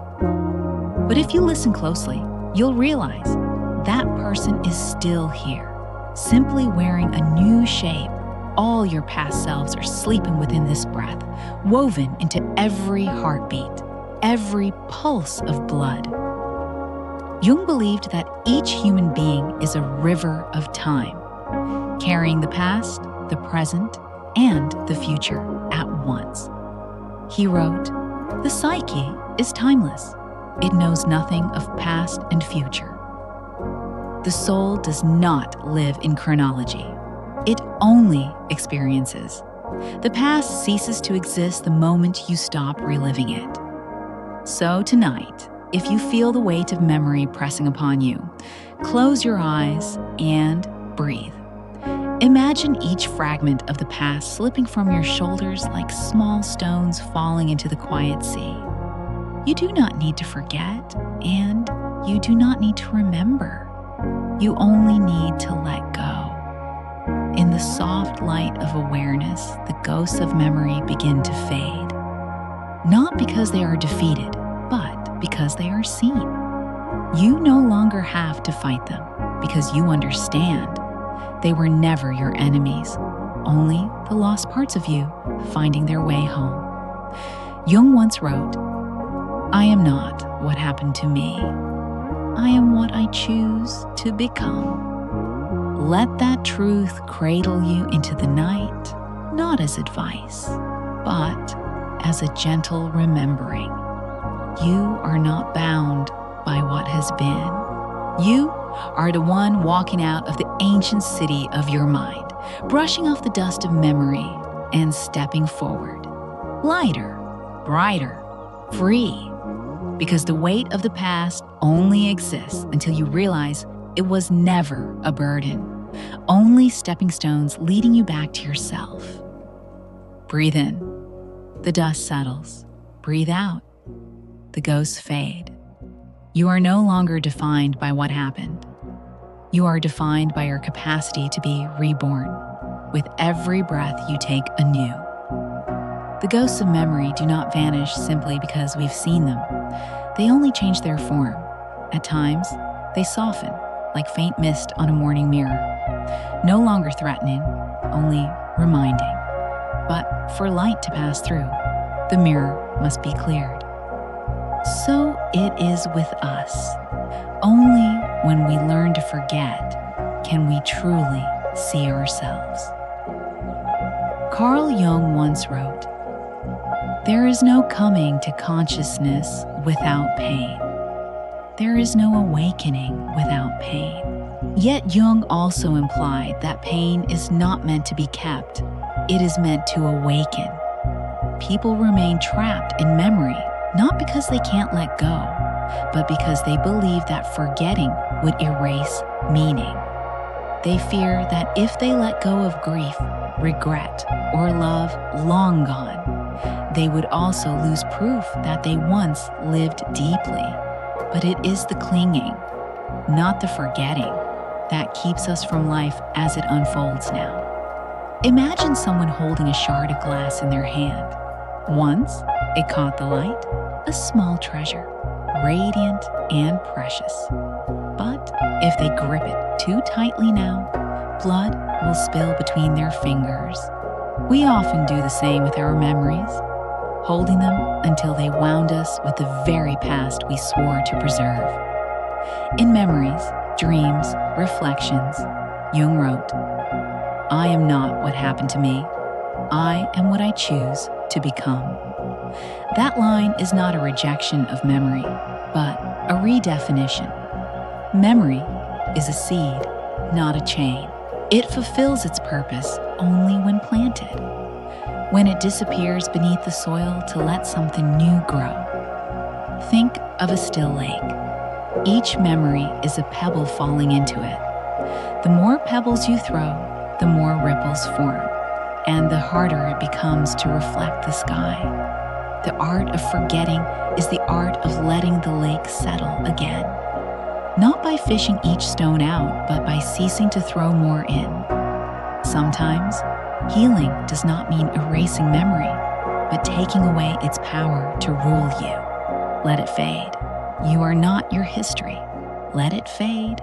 You are not the sum of your history. There are things that once mattered so much, you thought life would be empty without them. But time has proven that emptiness is not absence. It is space. Forgetting does not erase meaning. It makes room for new life to enter. In the modern world, we are obsessed with remembering. We record, archive, replay, repeat. We stuff the present full of the past until it grows weary. To forget, then, becomes an act of courage, not apathy, but self-compassion. Jung once emphasized in the undiscovered self, the greatest burden a child must bear is the unlived life of the parents. The greatest weight a soul carries is the unlived life, not only of parents, but of its own unfulfilled versions, its abandoned dreams, its unfinished stories. The art of forgetting is to release what can no longer continue, so that what can still live may blossom. Picture yourself before a fogged mirror. The surface is blurred, clouded by breath and time. You lift your hand and wipe it gently. Slowly, your reflection appears, not as someone trapped by the past, but as a soul meeting itself in the present. Forgetting is not erasing. It is clearing. Each touch of awareness wipes the soul clean again. In Jung's world, forgetting is part of healing. The mind cannot hold infinite sorrow. It must empty itself like a garden pruned for spring. The shadow must be accepted, not carried forever. Jung. The darkness within us is meant to be acknowledged, not dragged endlessly along. Perhaps you've lived through loops of memory, replaying the same story, repeating the same ache, as if time itself refused to move on. But you have changed. The one who remembers and the one who was remembered are no longer the same. To forget is not betrayal, it is recognition that the story has completed its circle. Listen to your breath. Inhale, receive, exhale, release. Even your body already knows the art of forgetting. No one keeps an old breath, for holding on is death. The mind must learn what the lungs already know, to let each thought come, go, and dissolve into silence. Jung once wrote, "We meet ourselves time and again in 1,000 disguises on the path of life. On this path, we meet ourselves over and over in countless forms. Every act of forgetting is not loss. It is the soul removing one mask to breathe again. Let everything become light, like vapor on a window pane. No need to erase, only to allow it to fade. For forgetting does not make you smaller. It makes you spacious, serene, whole. Tonight, let the excess memories drift away like dusk melting into wind. You need not remember. You need not forget. Simply allow fading to happen as a natural rhythm of life. Breathe in, clarity. Breathe out, the past. You no longer have to carry the burden of time. You are the one learning the art of forgetting.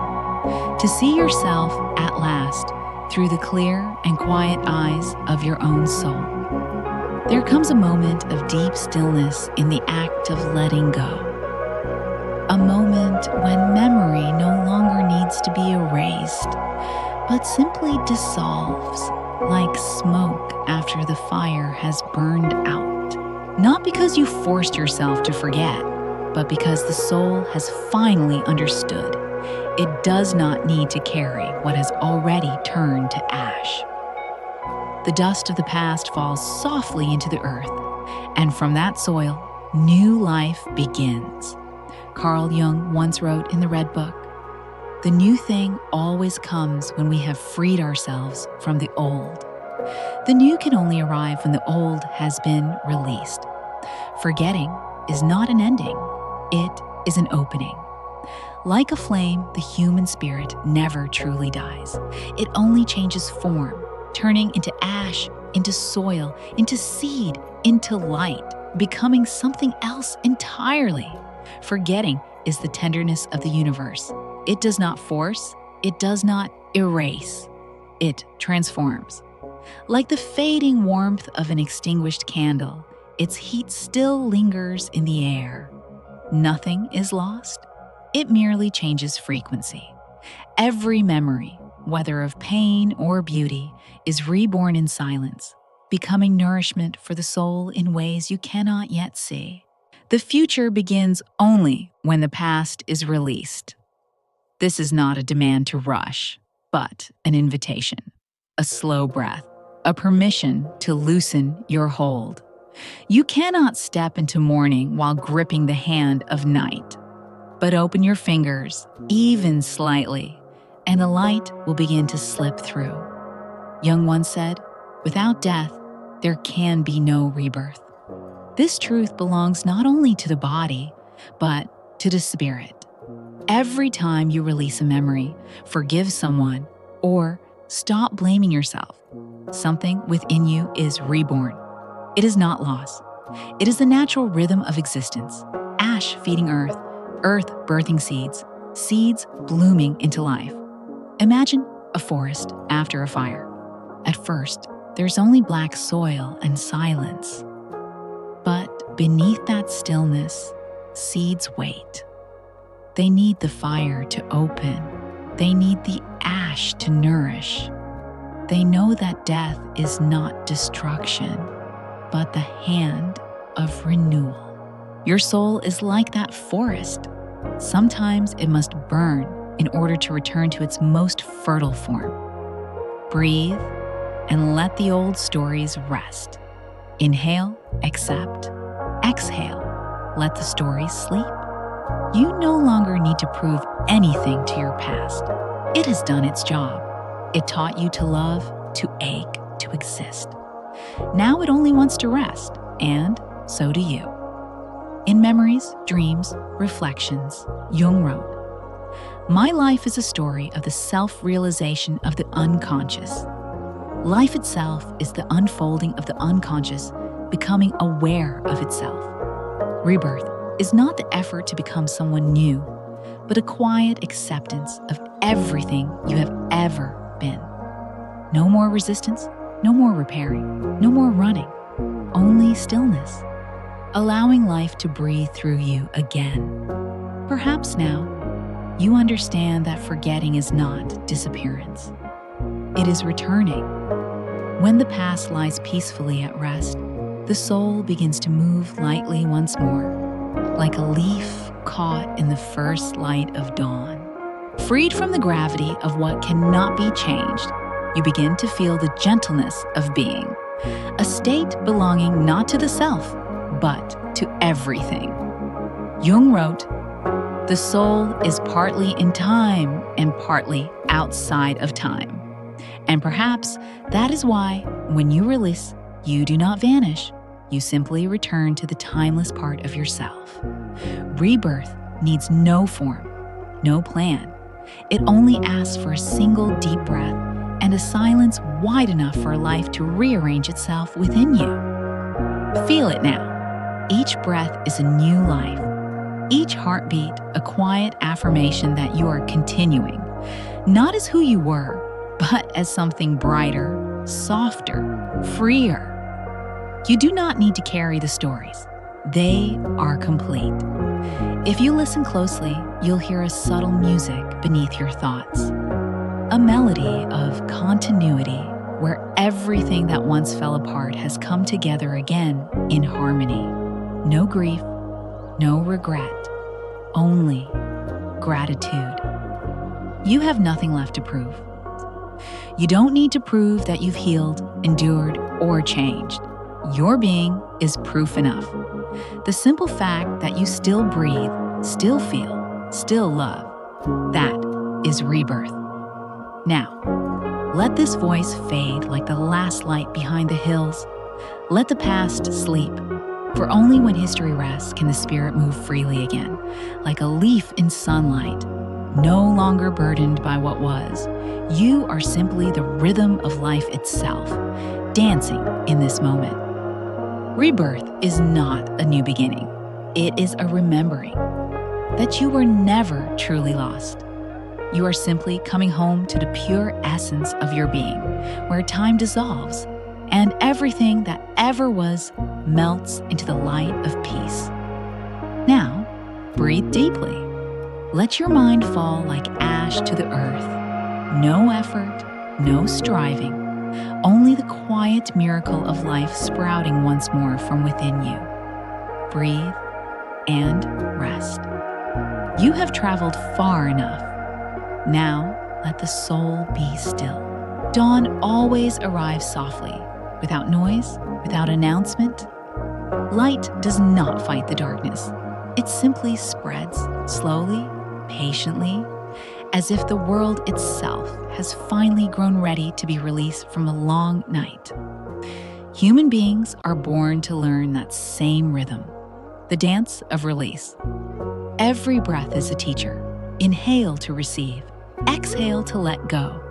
Each heartbeat is a small farewell, a reminder that nothing can be held forever. Every breath you take is a lesson in letting go.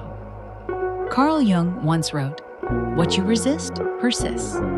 What you resist continues to exist." Within that simple truth lies the secret of peace.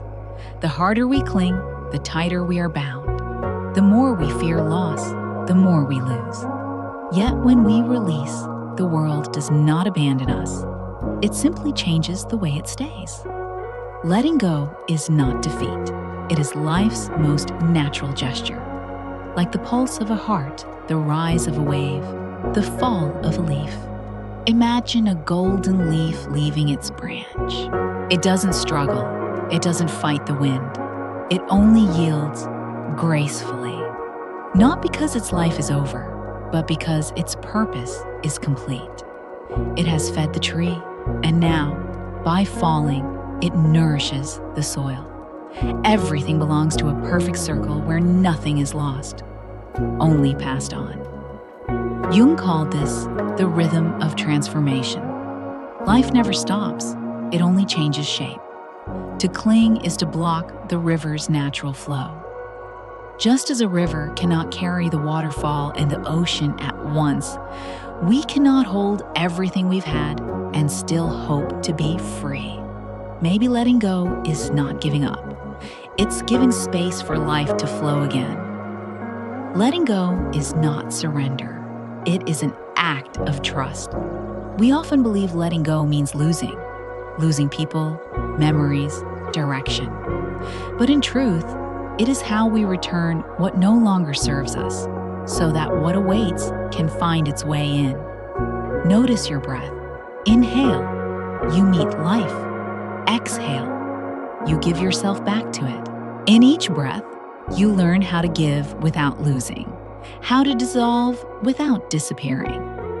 As Jung wrote, the privilege of a lifetime is to become who you truly are. And to become, one must release what no longer belongs. Modern life teaches us the opposite: to hold on to expired relationships, empty work, outdated dreams. We fear emptiness, so we fill ourselves with memory and expectation. But the space we avoid is the very ground where renewal begins. A forest only flourishes after ash has fed its soil. The soul, too, grows fertile only when it lets go of dead roots. In memories, dreams, reflections, Jung wrote, life really does begin at 40. Up until then, you are just doing research. Life begins when we stop collecting and start releasing. Until then, we only practice holding success, love, ambition. But there comes a moment when the soul simply knows. The hands must open for the heart to bloom. Letting go does not erase presence. It transforms it. Those who have left are not gone. They've moved inward from form to memory, from sound to silence, from words to understanding. Everything you've loved still exists, just in a gentler shape. Let your mind learn from the leaf to fall without fearing the ground. For the ground is where everything begins again. Falling is not an ending. It is the promise of a new season. As Jung said, the new thing always comes when we have freed ourselves from the old. Letting go is, in truth, a dance, a rhythm between holding and releasing, between knowing and unknowing, between life and death. Your very body moves to this ancient choreography. The heart contracts, then opens. The lungs take in, then release. The eyes awaken, then close. The universe dances with you, day yielding to night, tides rising and falling, seasons circling in silence. Jung once wrote, "In all chaos, there is a cosmos. In all disorder, a secret order. There is design even in loss, order even in dissolution. The universe does not destroy without purpose. Each time something leaves your hands, something unseen forms to restore the balance. So allow yourself to release without fear. For nothing ever truly breaks. Everything merely returns to its rightful place." Tonight, as you breathe slowly and hear the wind outside, imagine yourself moving in rhythm with the cosmos. No effort, no control, only heartbeat, breath, and the quiet wonder of being alive. Let the old sounds fade, let the images dissolve, let the shoulds and musts drift away. You are not giving up. You are opening a path. Not losing, moving. Not ending, beginning again. Let the dance continue, softly, effortlessly, like leaves descending, like the breath that goes out and returns again. For only those who know how to release can truly belong to the flow of life. Breathe in, receive. Breathe out, release. That is the oldest dance of the soul, and the only way to live fully in this eternal moment. Light always finds its way into places we believe it cannot reach. It needs no doors, no windows, only the smallest crack of acceptance. Human beings are the same. Every time we let go, even just a little, the light floods in, softening the weight of all we once carried. Letting go is the dance of life. Lightness, its reward. Life keeps changing. Jobs shift, love fades and blooms again. Age leaves traces on the skin. Everything flows. Everything moves. Yet instead of flowing with it, we cling, define, resist. Jung once wrote, "What you resist persists. What we fight against stays alive." The more we try to remain the same, the deeper we sink into change. Look at a river. The water never argues with the rock. It simply flows around it, smoothing its edges until even the stone becomes soft. That is the wisdom of acceptance, not resignation, but the understanding that everything is doing its part. Water flows, wind blows, leaves fall, and humans learn how to live with impermanence. Perhaps you've had one of those days. Work collapsing, someone leaving, plans unraveling. In those moments, the mind wants control, to fix, to hold, to reclaim. But control only distances us from what we seek most, peace. Jung said, "We cannot change anything unless we accept it."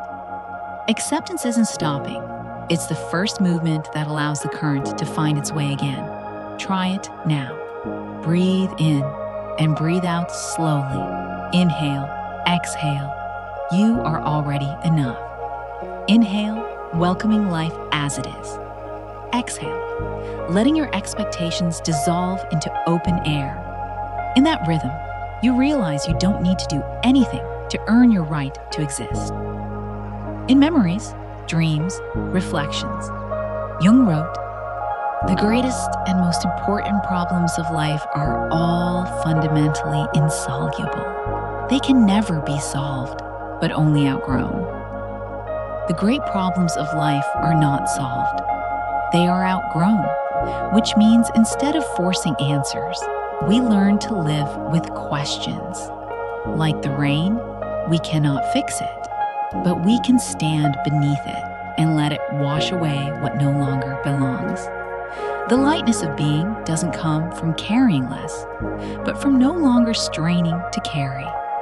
Everyone bears unseen weights, responsibilities, nostalgia, unfinished dreams.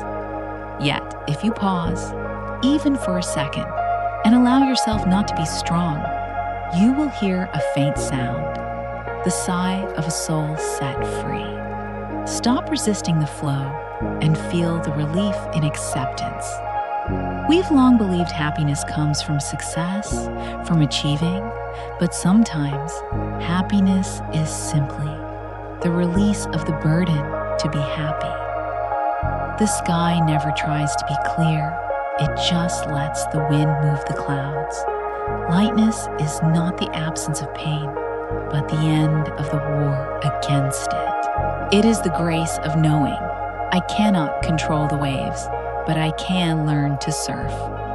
Jung once wrote in The Undiscovered Self, "The pendulum of the mind oscillates between sense and nonsense, not between right and wrong.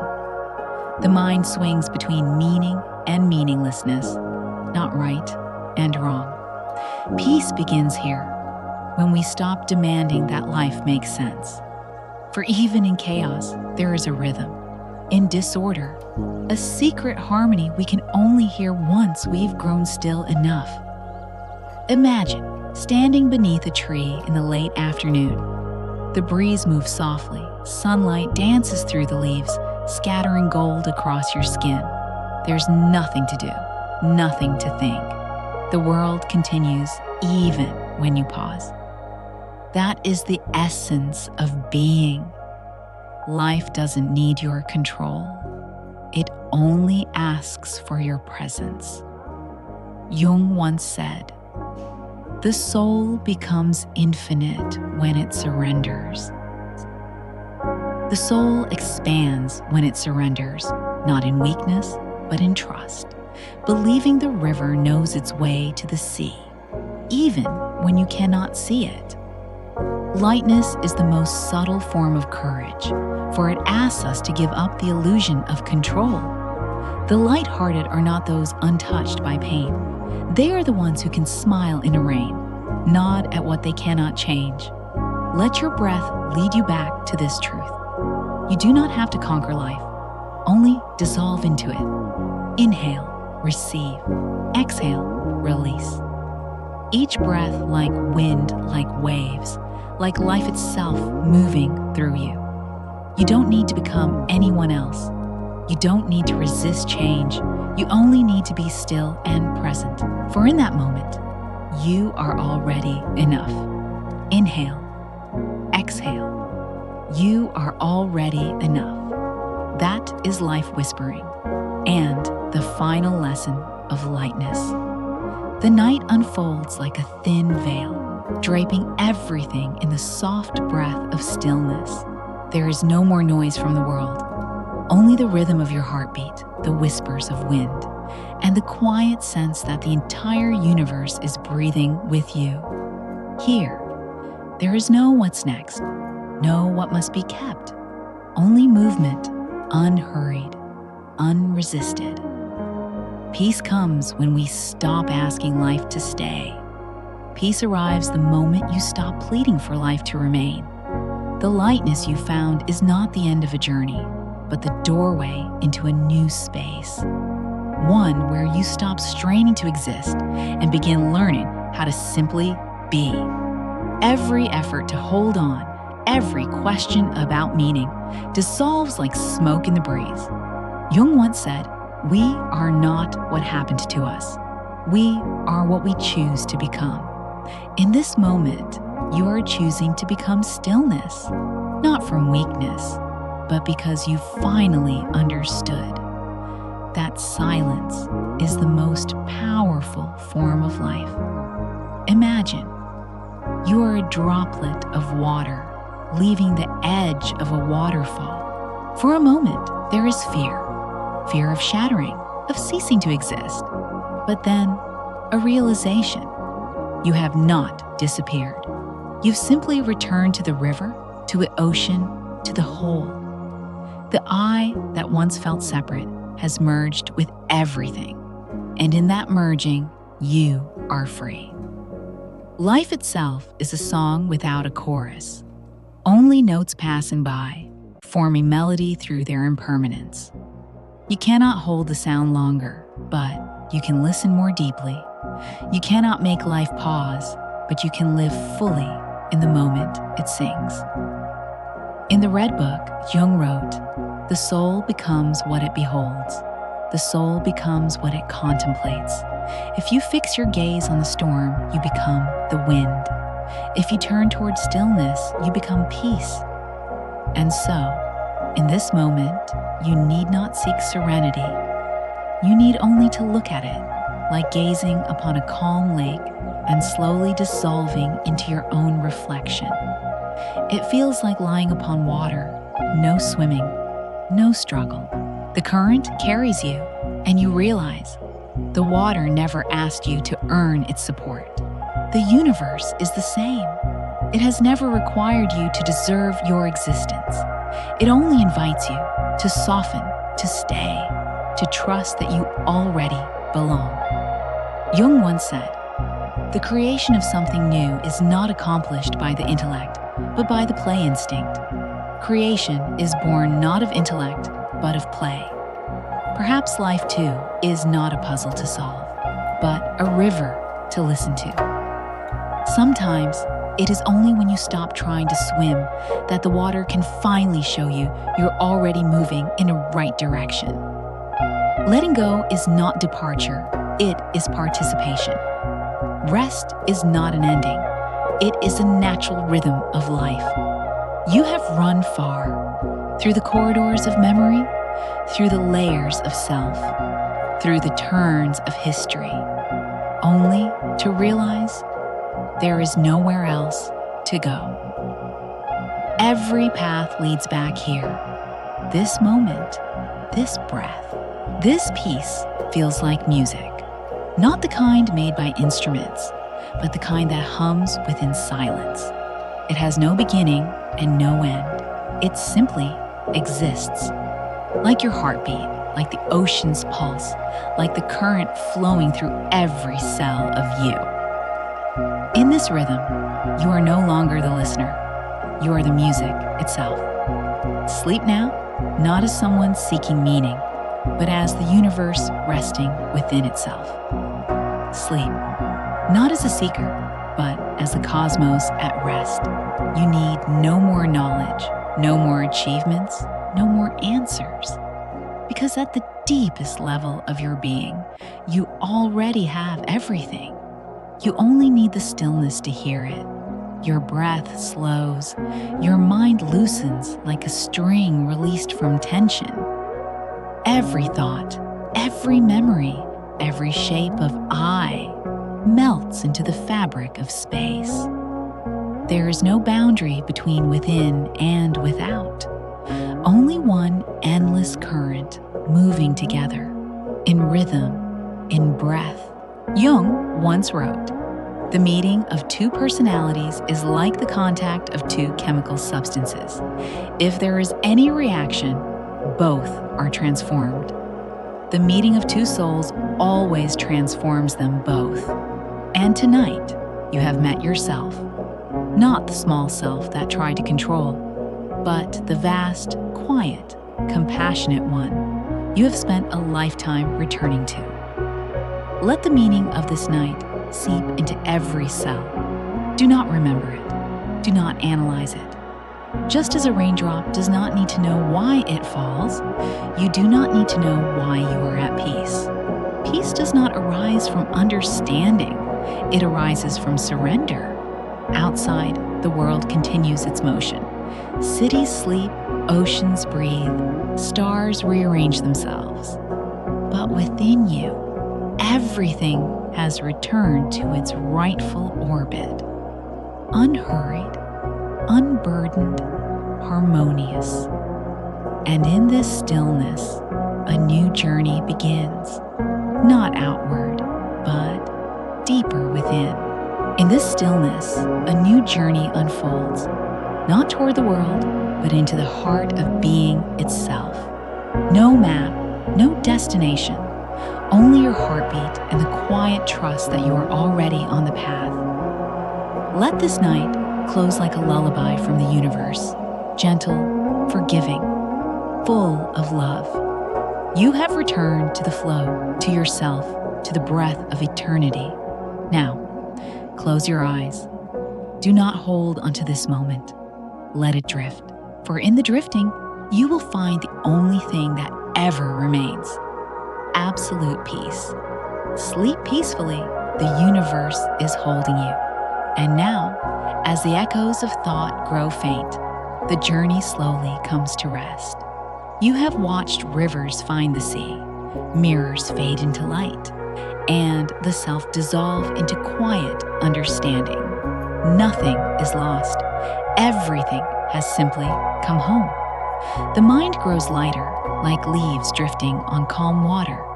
The heart, once searching, now beats in rhythm with stillness itself. There is no more striving, no more need to hold on. Peace isn't something waiting at the end. It has been here all along, underneath each breath, beneath every wave of thought. Outside, night unfolds like a soft blanket over the world. The air is gentle, the stars patient. Even time seems to pause, as if listening to your breath. Every sound becomes a lullaby, the whisper of wind, the distant hush of silence. You are safe now. You are home. Let your thoughts settle like dust returning to earth. Let your body sink deeper into rest. There is nothing more to become, nothing more to fix or understand. Only this quiet moment holding you in its warmth. Breathe and let go. You can rest now. Sleep well.